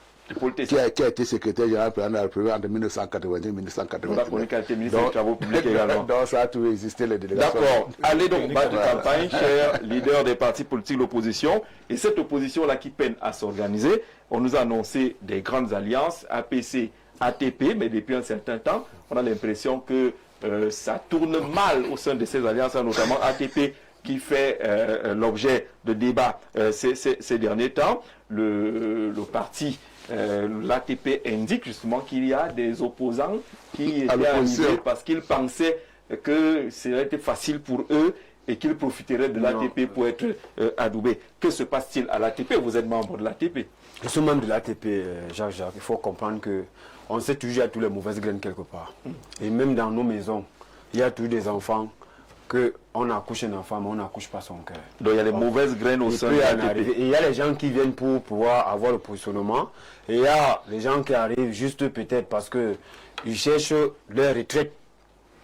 Pour bien, c'est ce que le parti au pouvoir les a appris, de toujours chercher à avoir la retraite. Et que tant que eux sont là, les autres ne pourront jamais. Mais à l'ATP, c'est eux que vous appelez, je lis rapidement la sortie d'un membre influent de l'ATP, docteur Jean-Marie Florian Nzana, qui accusait d'ailleurs Info TV d'avoir déclaré que l'ATP battait de l'aile et que le professeur Olivier Billet était en pleurs. Ils ont réagi en disant que le problème c'est celui-ci. Ces individus, peut-être les mêmes que vous êtes en train d'évoquer, ces individus imbus par les petites personnes ont quitté le projet ATP après avoir été démasqués. Entre autres, professeur Kouvondo, docteur Balegel Nkot, maître Akeremouna, Dieu Kamchameni et honorable Cabral Libi, qui sont considérés comme 5 individus imbus par les petites personnes qui ont quitté le projet après avoir été démasqués.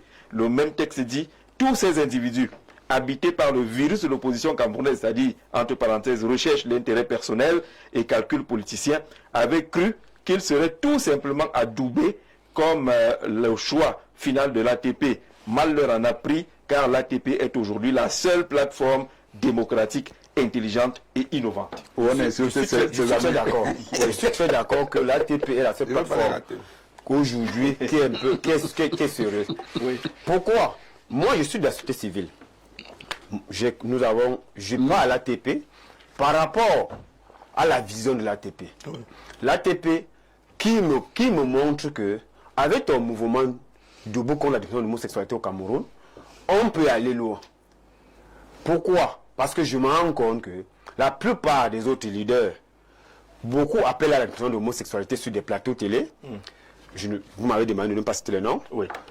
Beaucoup en appellent. Et d'autres sont même des motions de soutien, d'où ils disent comment, lorsqu'ils seront présidents, pourront dépénaliser ou aggraver même, c'est-à-dire souder le code pénal pour que ça puisse, même ceux qui veulent même peut-être lutter contre ça, seront frappés. Alors qu'est-ce qui se passe à l'ATP aujourd'hui? Aujourd'hui, quand on arrive à l'ATP, et lorsqu'on suit les noms de ceux qui sont traités comme de ces personnes imbues, c'est quand même des grosses pointures.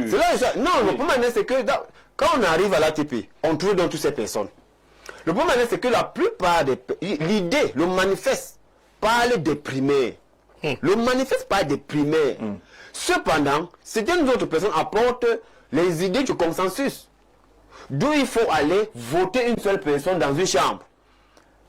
À montrer aux gens qu'aujourd'hui nous sommes ensemble, mais plus tard, on entre sur le vote de la chambre. C'est là où plusieurs personnes, telles que je peux citer, pour ça vieux Billet, Foren Jana, et la plupart se sont dit on ne peut pas aller comme ça. Cependant, ceux qui ont les projets, des agents cachés, puisque moi j'ai été un peu, si je peux appeler ça, adoubé à un moment donné par un leader que vous avez cité, non, professeur Nkouvanda, qui m'a invité sur, lorsqu'il y avait le truc de Maître Akeremouna, l'investiture de Maître Akeremouna. Par l'univers, oui. Et j'étais, ayant donné qu'aujourd'hui au Cameroun, au moins l'image que nous avons portée pleine à notre combat. Est-ce qu'il n'y a pas le mot dur dans cette sortie-là, qu'on traite les camarades de personnes imbues? Non, ce sont eux. Ce sont eux. J'ai dit ce sont eux qui le font eux-mêmes. Parce qu'on ne peut pas comprendre que vous lisez le manifeste et vous voulez faire le contraire. C'est comme vous nous demandez de venir à l'émission à 17h. Et on arrive à l'émission, nous on veut vous imposer autre idée. Ah d'accord, cela voulait imposer. Ça devient déjà un autre problème. D'Olivier Billet, je signale que vous êtes parmi les 8 engagés à l'élection primaire digitale. Et vous, lorsque vous arrivez, parce que vous avez peut-être des, je peux appeler des conseillers, vous avez des députés, ça veut dire que vous amenez à imposer tout on était plus de 22, nous étions plus de 22 dans le groupe, mais plus de 22. Vous voulez imposer votre idée. Parce que vous avez des leaders. Et vous n'êtes pas les seuls à voir. D'accord, on a compris le il n'y a pas. Si on voulait imposer, vous voulez même arracher l'ATP. Arracher même l'ATP, c'est là où on se retrouvait. Détourner l'ATP de son sens. Ceux qui ont voulu avoir vraiment l'idée se sont mis d'un côté. Et ceux qui ont voulu avoir l'idée de vouloir arracher et rassembler les gens pour une seule idée, c'est-à-dire aller apporter peut-être soutenir Samuel Mout dans le RDPC, se sont mis d'un côté. D'accord. Et aujourd'hui, il faut dire que dans l'ATP, parce qu'il y a ceux-là sont partis, c'est resté ATR, ne sont plus ATP. L'ATP qui est resté aujourd'hui de Olivier Billet, qui est le fondateur, n'a pas de problème. Et nous sommes actuellement en train d'aller sur la digitalisation que vous avez vu tout à l'heure. Et c'est là où les candidats font de partir. Vous n'êtes pas dans l'ATP. Pourtant, vous avez été approché. Oui, ben je ne suis pas dans l'ATP, j'ai été approché. Je suis même pas, je suis dans aucune plateforme. J'ai été approché par toutes les plateformes. Et je respecte toutes les plateformes qui se mettent en place. Sans y être, pourquoi? Sans y être parce que j'ai estimé, et je leur avais dit en ce temps-là, que d'ailleurs ce qui se fait là, je le pressentais venir. C'est pour cette raison que je leur ai dit, avancez d'abord. Moi, au niveau du FDR, nous travaillons pour nos propres candidatures. Nous travaillons pour notre propre plateforme. Vous comprenez? Parce que je savais, je leur ai dit que le timing que vous utilisez, c'est-à-dire 1 an, 2 mois, 1 an et demi avant les élections, vous commencez à dire que vous organisez, voici l'ATP, voici machin, voilà le candidat, voici. Ça allait finir comme ça. Je leur ai dit que pour mettre une alliance en place pragmatique, parce que nous, les révolutionnaires, nous sommes des stratèges, une alliance capable d'apporter le changement que les Camerounais attendent, ce n'est pas 1 an avant les élections. Parce que ces gens-là ont le temps d'infiltrer dans votre affaire des mauvais virus. Voilà. Écoutez, allez-y. J'ai quand même 31 ans de lutte politique. Je maîtrise bien. J'ai dit que ces gens ont la possibilité très tôt de lancer cette alliance-là. De vous envoyer des individus qui feront croire qu'ils sont avec vous, alors que ce ne sont que des espions qui, lorsque vous avez fini une réunion, partent rendre compte aux amis de l'honorable. Et ils reçoivent des instructions. On l'a vu en 2004, lorsque... On l'a vu, hein. 2004. On savait que nous, au FDR, nous savons quels sont les gens qui ont été envoyés en mission. Et ils ont très bien réussi. Certains sont encore, ont été récompensés. Ils ont même été nommés ministres. Donc, nous avons dit à nos amis de l'opposition, oui, nous devons travailler dans le sens justement de mutualiser les forces. Et c'est une bonne chose. Mais le timing n'est pas bon. Nous devons, chaque parti ou chaque regroupement, travailler d'abord sa base militante, travailler sa propre candidature et lancer même la campagne, pourquoi pas.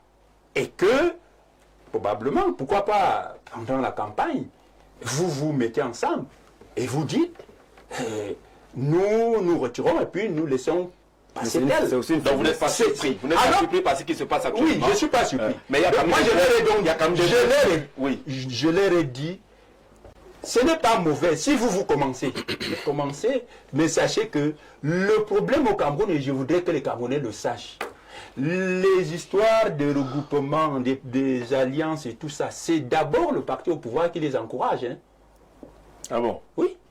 Moi, je suis celui qui pense. Mais là, vous infantilisez l'opposition. Non, mais attendez. En même temps, il se présente comme un mouvement. En même temps, il se présente comme un mouvement. Écoutez. Parce qu'il y a des autres travailler. Et pour que lui vienne juste se mettre derrière pour dire ok, le travail a été fait, allons ensemble. Non, en tant que quelqu'un qui a fait 31 ans, nous travaillons sur nos candidatures. Nous n'empêchons personne d'avoir une coalition. Nous disons que nous mettons en place notre programme. Et à partir de ce moment, j'ai dit et je continue de le dire, il faut que les Camerounais sachent que le débat qui consiste à dire aujourd'hui les gens ne s'entendent pas dans telle coalition est un débat qui consiste à les éloigner du vrai débat qui mérite d'être posé. Celui de la transparence de notre système électoral. Parce qu'en réalité, que tous les Camerounais même de l'opposition se mettent pour désigner un candidat unique de l'opposition, j'ai la certitude que si nous ne travaillons pas dans le sens de faire en sorte que le système électoral soit fiable, nous naviguons dans le vent.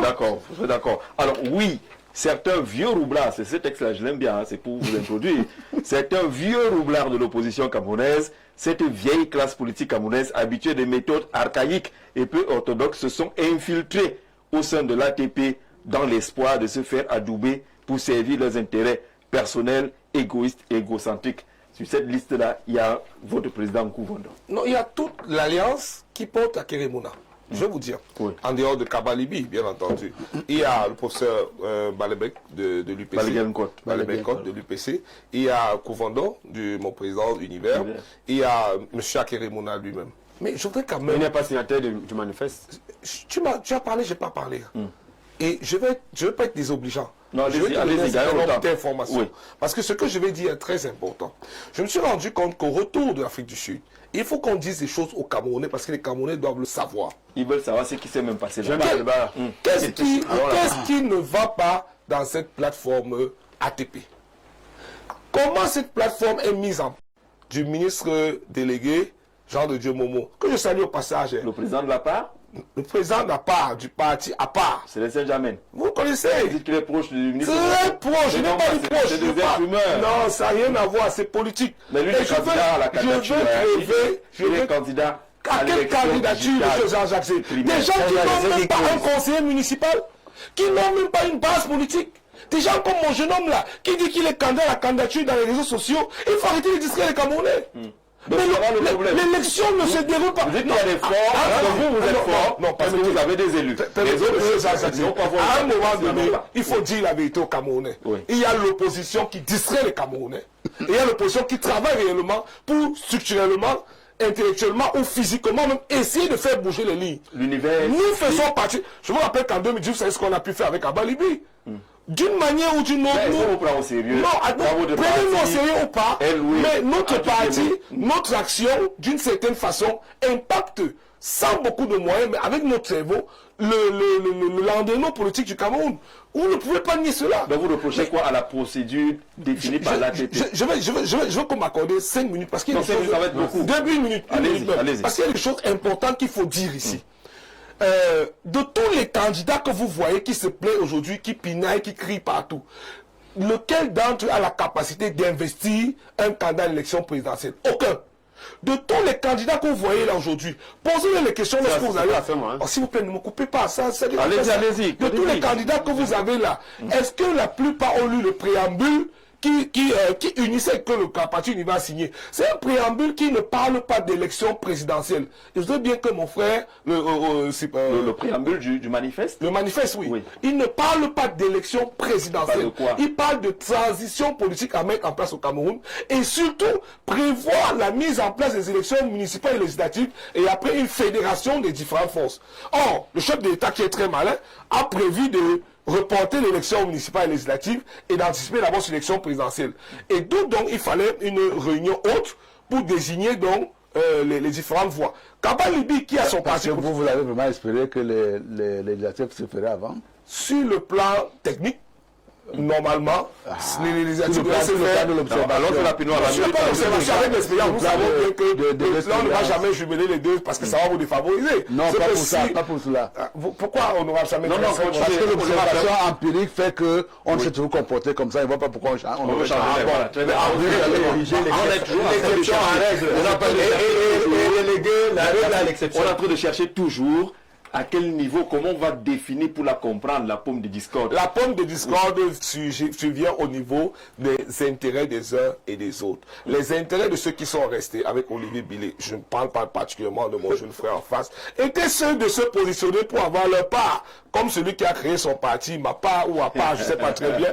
Moi, je vais vous dire très sincèrement, nos intérêts ne se situent pas à ce niveau. D'accord. Et vous avez vu qu'Aké Mouna que nous portons n'a jamais accepté de prendre part à une telle chose, ni d'apporter même sa signature à un tel mandat. Donc nous maintenant, avec Pierre Balek-Ekot et tous les autres 12 partis politiques, dont 3 ont la capacité d'investir un candidat à une élection présidentielle, nous avons trouvé bon de rester sur un projet de transition politique porté par un candidat.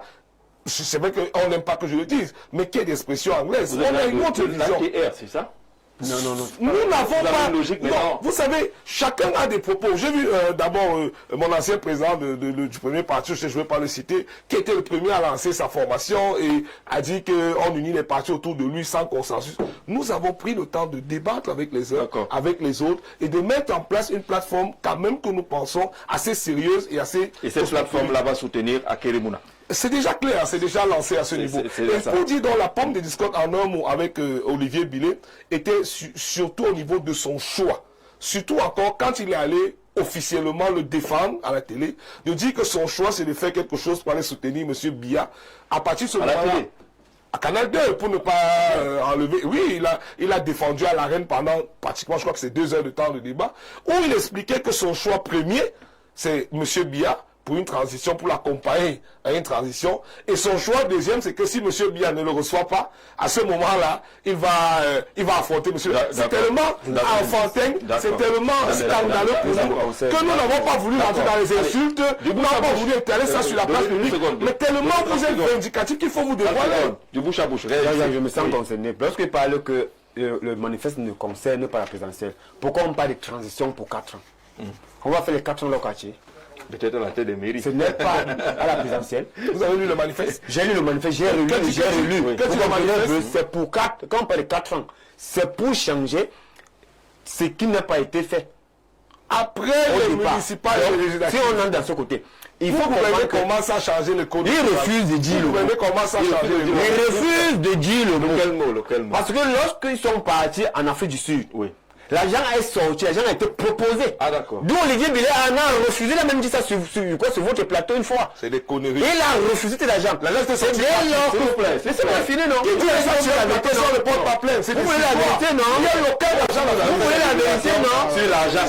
Vous voulez la vérité? Vos révélations sur Maintenant, ils sont là, ils sont partis, ils étaient au nombre depuis des sectes. en Afrique du Sud. En Afrique du Sud. Ils ont eu l'accord là-bas. D'où le président Maître Akele Mouna. C'est lui qui les paye les billets d'avion aller-retour. Et tout le séjour qui s'est passé là-bas. C'est de là où ils sont rentrés que les idées ont changé. On comprend aujourd'hui que les gens se sont partis, ceux qui avaient l'Afrique du Sud a changé les idées. L'Afrique du Sud a changé les idées. Ceux qui ont refusé comme Olivier Billet, se sont mis d'un côté. Et que finalement dans cette affaire-là, ceux qui ont accepté l'argent se sont liés en un temps de mouvement qu'on n'a rien compris. Quand on a commencé à chercher les images, c'est là où on était appelés pour venir dans un moment où on a voulu prendre nos images pour mettre que même la société civile est derrière leur coalition. C'est là que moi je me retrouve. Merci. Nous avons 22 associations d'associations. Ça serait pas vrai. Oui, Eugène. Sur cette affaire-là, lorsque vous écoutez il y a véritablement une odeur de soufre à l'intérieur. Tout à fait. Et je vais le dire avec beaucoup de bonheur. Sur ce même plateau, et le président Cyprien Olenga peut le témoigner, j'avais déjà contesté ici la pertinence du projet ATP. Et beaucoup de Camerounais qui nous écoutaient pensaient que, comme je suis par ailleurs, parce qu'il ne faut pas le cacher, conseiller municipal du RDPC, voilà. Je le disais parce que j'étais de ce C'est pas un crime. Mais je démontrais ce jour-là que l'ATP avait été un projet mal pensé. Parce que dans tout ce qu'ils disent, il y a un peu de vérité. La politique est d'abord une question de légitimité. Vous ne pouvez pas comprendre que vous mettez en place un processus, un projet politique dont les leaders, comme il a dit, ne peuvent même pas témoigner d'un élu local. Personnellement, ça m'a posé un problème. Même si je suis du RDPC, je me sens mal à voir comment l'opposition camerounaise a du mal à se structurer. Ça ne fait pas, ce n'est pas digne. Vous ne pouvez pas mettre en place un projet politique dont le leader n'est même pas un élu. Moi, je me rappelle que... Non, même pas de base. Je me rappelle que dans mes... Est-ce que c'est ce qui est important? C'est important. Ce n'est pas Est-ce que ce n'est pas c'est important parce que qu'il montre, la proposition qu'il fait. Pour montrer un chemin, il faut avoir les capacités. Et la politique, cela se traduit par un électorat. Vous comprenez que si aujourd'hui l'opposition arrive à peiner comme elle peine là, c'est parce qu'ils n'ont pas compris que il faut l'opposition ne peine pas. Il faut c'est l'opposition de parole. Comme l'opposition. Je vous ai écouté. C'est mon tour de parole. Vous pensez que moi, en tant que citoyen, je n'aimerais pas voir une opposition forte. C'est mon tour de parole. Le clientélisme qui vient d'acheter tout. Moi, je n'aime pas quand l'opposition clientélisme des tapis jaunes qui vient d'acheter tout. D'accord. Et j'ai tourné à la parole. L'opposition ne peinait pas d'être. Tout à l'heure, vous avez vu que le FDA a été accusé d'être resté en marge pour venir profiter. Non, ça fait normal. Ça nous dérange pas. Normal. Ça nous dérange pas du tout. L'opposition peine à travailler pour déterminer un leader qui peut être suivi par la population. On trouve des subterfuges, parce que c'est le code électoral qui fait ceci, c'est la fraude qui fait cela. Dans les pays où il y a eu des changements, là-bas il n'y a pas de fraude électorale, là-bas il y a le code électoral est transparent à 100%. Non. Le malaise camerounais de l'opposition est que aucun leader n'arrive à se déterminer, aucun leader n'arrive, parce que maintenant Akele arrive. Bon, je ne sais pas il faut encore qu'il le fasse. Non, on est en construction. Pour ma part, la question de l'ATP n'est pas une surprise. D'ailleurs même la définition du projet n'était pas compréhensible. Sur ce plateau, je me suggère à comprendre comment, pour un parti qui veut aller vers le pouvoir, mettre la transition en avant même d'acquérir le pouvoir. On prend d'abord le pouvoir et on met les réformes en place. Donc, il y avait même des difficultés à faire comprendre aux gens la direction qu'on voulait emprunter. Et je ne suis pas étonné qu'aujourd'hui, on apprenne qu'il y avait des plans cachés, certains qui voulaient juste leur part, sans véritablement accompagner l'opposition à la conquête du pouvoir. Je sais pas. Donc, pour ma part, il faut vraiment dire que le mal camerounais est qu'on a une opposition qui a du mal à se structurer et nous avons un pouvoir pendant 43 ans. Nous avons un pouvoir qui pendant 43 ans a détruit le pays, c'est ça le mal camerounais. Nous avons un pouvoir il a fini par chuter finalement. Nous avons un pouvoir, le mal camerounais. Non, le mal camerounais, c'est que nous avons un pouvoir. Oui, mais nous, ça c'est le constat. Le pouvoir aussi, c'est un parti d'opposition. Le mal camerounais. C'est que nous avons un pouvoir politique de 43 ans qui a détruit le pays. Ce n'est pas une affaire de politique. D'accord. Et vous faites quoi? Merci Paulinga. Est-ce que vous allez nous n'appelons pas à la soutenance de M. Bongo comme vous. Nous ne soutenons pas M. Biya. Je vais me non, monsieur. J'ai dit, nous avons appelé. Pourquoi? Parce qu'on a voulu que l'opposition plus s'est levée. Et ça n'a pas été. Jusqu'aujourd'hui, on a trouvé les personnes qui viennent avec les taxis Yango. Et c'est par là où oui. Eux-mêmes ont dit ça. Non, ils a parti Yango en même temps le taxi, même ont cité cela. Je connais même. Donc ce qui fait que ça marche. Aujourd'hui, si vous parlez nous, moi par exemple avec mon mouvement, je ne peux pas coller mon image dont on me fait comprendre que le leader de ce parti appelle à la dépénalisation de l'homosexualité. Voilà, d'accord. Vous comprenez un peu? À partir de là, il y a un problème. On comprend. Vous avez un parti qui le fait. Honorable. Oui, vous avez fait ça. S'il vous plaît. Vous avez fait quel parti? L'univers, le pourcent couvre a appelé à la dépénalisation de l'homosexualité. En 2021, attention, vous pouvez j'ai ça dans mon téléphone. Je suis vice-président du parti. J'ai ça dans mon téléphone. J'ai ça dans mon téléphone. J'ai ça dans mon téléphone. Je peux aller partout où il va me demander. Je retiens ça dans mon téléphone. Après, vous avez mon numéro, il faut m'envoyer ça. Je vais vous l'envoyer. Parce que il faut à la dépénalisation de l'homosexualité. Moi, je veux la vidéo. Et même M. Akemuna, son article ici dit quoi? Qu'ils vont souder encore plus les accords pour ceux qui vont vouloir se mettre contre les gens. D'accord. Pourquoi? Honorable. J'ai l'article 6 Merci, de son projet. Donnez la parole à Honorable qui a suffisamment C'est pour la revue. Amusé. L'opposition. La réalité, c'est que c'est un régal. Et après, un régal. Ça va permettre de construire des mécanismes pour les la réalité, je veux dire, je n'aurais plus parlé après lui. Après, je crois qu'il a dit plus ou moins ce que je pensais. Voilà les gens qui, à longueur de journée, rêvent d'alternance. Ce qui est tout à fait... Non, c'est une très bonne chose, c'est l'idéal. Et d'ailleurs, il a mis un mot, il a dit un mot tout à l'heure, nous avons besoin d'une opposition forte. Je confirme que, indépendamment des statuts qui sont les nôtres, indépendamment de notre encartement, un pays vit très bien quand on a une bonne opposition. Et d'ailleurs, une fois que je l'ai dit, n'allez pas dire après, vous allez dire à mes patrons là-bas au comité central que voilà un état de déjà qui va circuler. Mais de manière institutionnelle même, notre système a pour but de promouvoir l'opposition à l'intérieur de la nation. Et quand vous regardez notre système électoral, il a dit... Je vais t'apporter la preuve. Quand vous regardez votre système électoral, tout le monde rêve aujourd'hui d'une élection à 2 tours. Très bien. Qu'est-ce que ça peut avoir pour conséquence l'élection à 2 tours? Chacun peut dire, bah, comme c'est une loterie, je vais être moi aussi candidat. On ne sait jamais, je peux être le deuxième de ces candidats-là. Et donc forcément, quand il serai au deuxième tour, je peux également espérer gagner la seconde loterie de ce que les gens se rallient à ma candidature. On a voulu couper court à cela, à cette rêverie. En disant, quand on regarde les pays au sud du Sahara, la plupart de ces pays-là sont dans des dossiers qui sont sclérosés. Très souvent avec un repli communautaire important. Et chaque communauté aura pour tendance de dire, je vais créer mon propre parti. Parce que ma communauté va vouloir bien me supporter à un moment donné, ou alors mon fils va être celui qui va être le prochain président de la République. Et donc on va se retrouver très facilement avec 200, 300, 400 partis. Au Cameroun, on a 300. Non, à plus, mais bon. On a plus.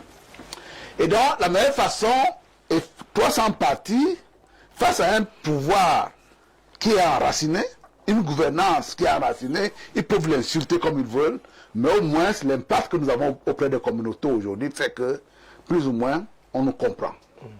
Et face à cela, il faut, pour pouvoir enlever ce parti-là qui est enraciné, forcément une coalition de force, de l'opposition. Et donc, notre système électoral même pousse à la coalition. Vous, si vous faites la coalition, vous êtes condamné. Parce qu'il sera dans ces conditions-là difficile de détourner un parti qui est bien installé. Et voilà des gens qui allons... Pourquoi vous ne voulez pas que je souris? Je m'interdis peut-être de rire, mais je dois sourire. Non, il y a beaucoup d'argent. Là où on les attend le plus, à ce qu'ils fassent force commune, à ce qu'ils fassent force commune, ils passent le temps à se chamailler. Et après, lorsqu'ils ont fini de chamaillerie, je confirme ce qu'il a dit. Ils vont tomber sur le système électoral. Non, non, pas nous. Non, pas vous, hein. Très bien. Vous progressez. Vous progressez. Parce que, en plus, tout à l'heure, il a parlé d'infiltration. Mais mon cher ami, tu fais la politique ou quoi? Oui. Oh là, mais dis donc. Le jeu politique est fondé sur la fragilisation de l'adversaire. De manière républicaine. C'est normal. On fragilise.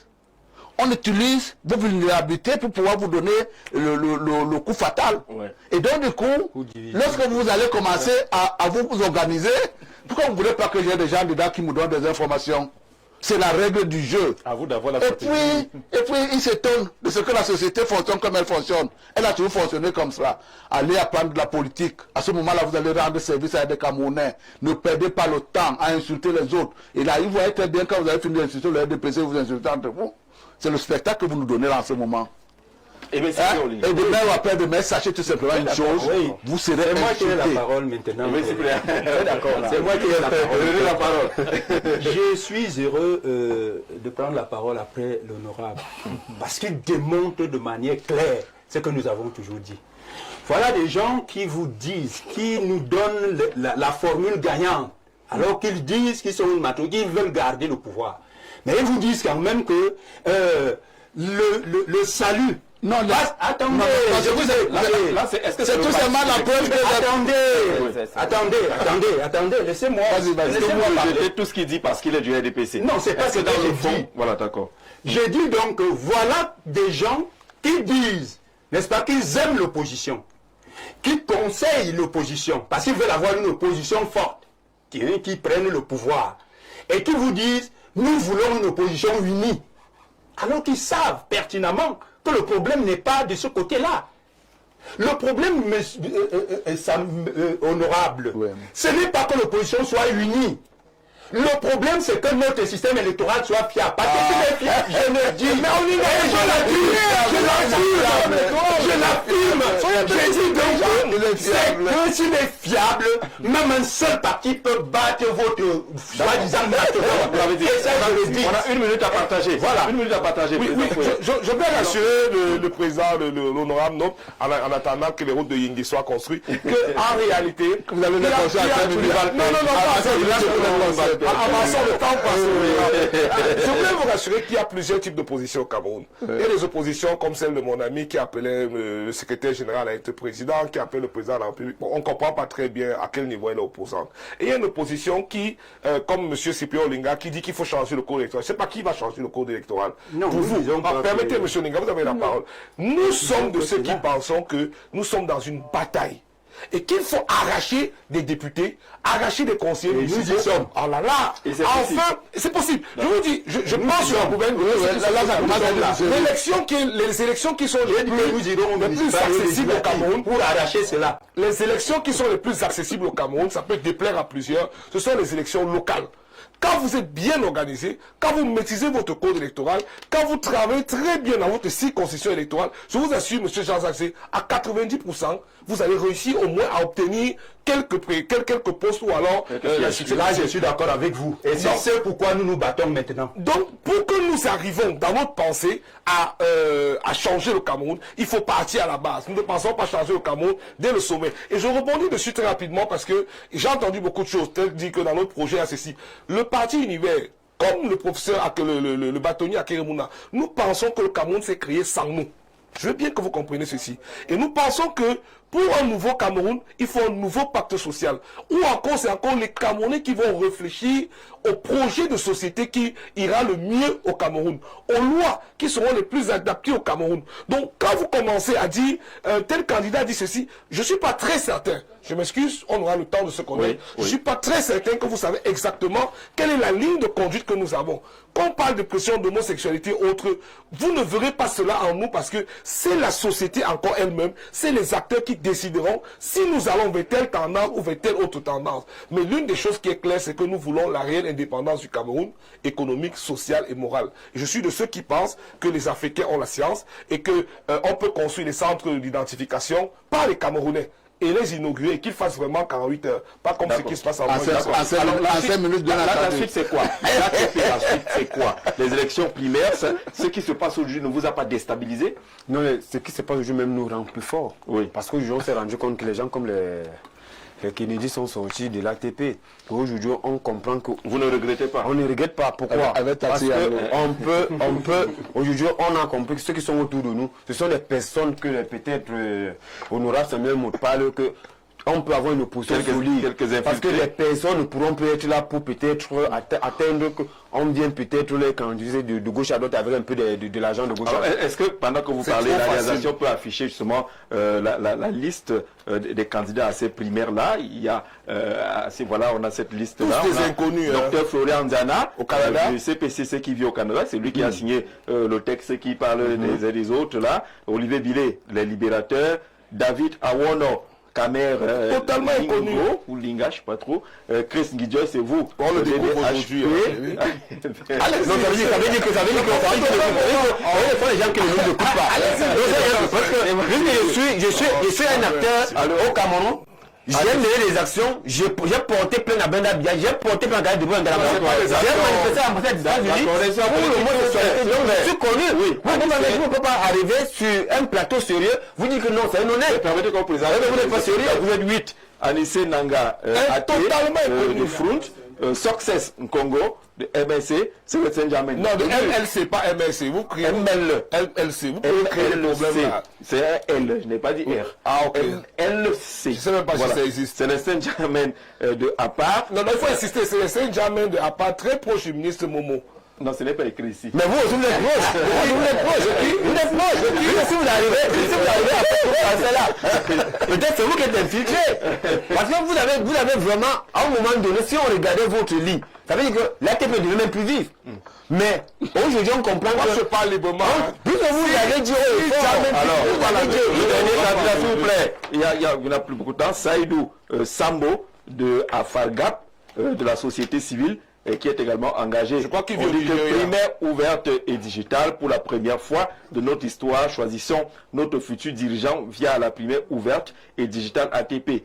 Réalisons ensemble la rupture et la transition refondatrice, l'ATP, l'unique plateforme moderne et innovante qui est restée fidèle à elle-même et à son offre de savoir, à savoir réaliser le miracle camerounais. Vous étiez en train de chuter. La suite, c'est donc ces élections primaires-là. Et c'est à l'issue de ces élections primaires que votre candidat à la candidature sera connu. Notre candidat sera connu. Et à partir de là, on se dit, parce que c'est à partir de là que on va comprendre les adversaires, comme ils se sont prononcés. Puisque le premier année, après notre candidat, on sait que tous ceux qui sont en train de faire le bruit, là présentement, eux-mêmes viendront même avec leurs conseillers pour vouloir nous investir. Eux-mêmes viendront avec leurs conseillers. Parce que le projet, ils n'en ont même pas un projet. Ils ont eu l'argent qu'ils ont eu au départ. Ils vont le révéler. Rapidement, la minute de Eugène Toundé, pour sortir de ce débat-là. Demandez comment la maman de BTA va voter. Non, ça ne va pas finalement. Le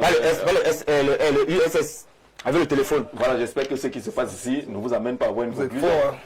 Non, pas du tout. Sauf que c'est quand même un manque de...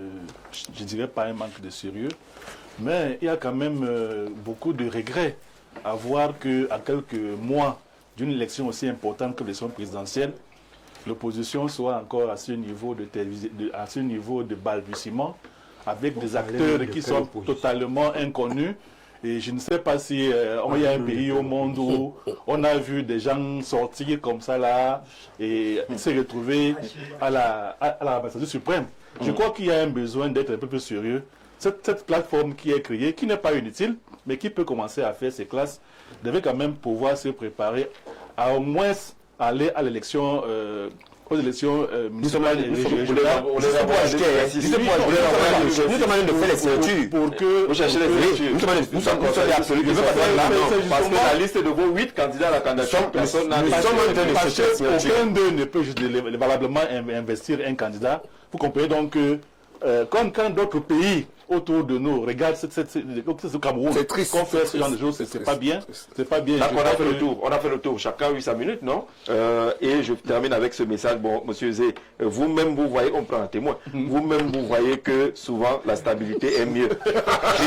Triste. Aucun candidat ne peut battre l'homme lion sans une coalition. On va dire que c'est parce qu'il y a une coalition qui est en place.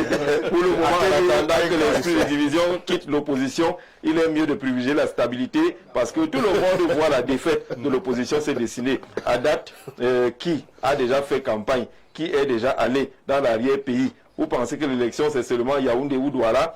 Comme on le dit au quartier, l'opposition risque de boire son eau jusqu'à s'y noyer. Voilà, il n'y a pas d'eau. Je voudrais dire... Non, on vous l'accorde parce que là, vraiment, allez-y. Je voudrais pas qu'il y ait amalgame.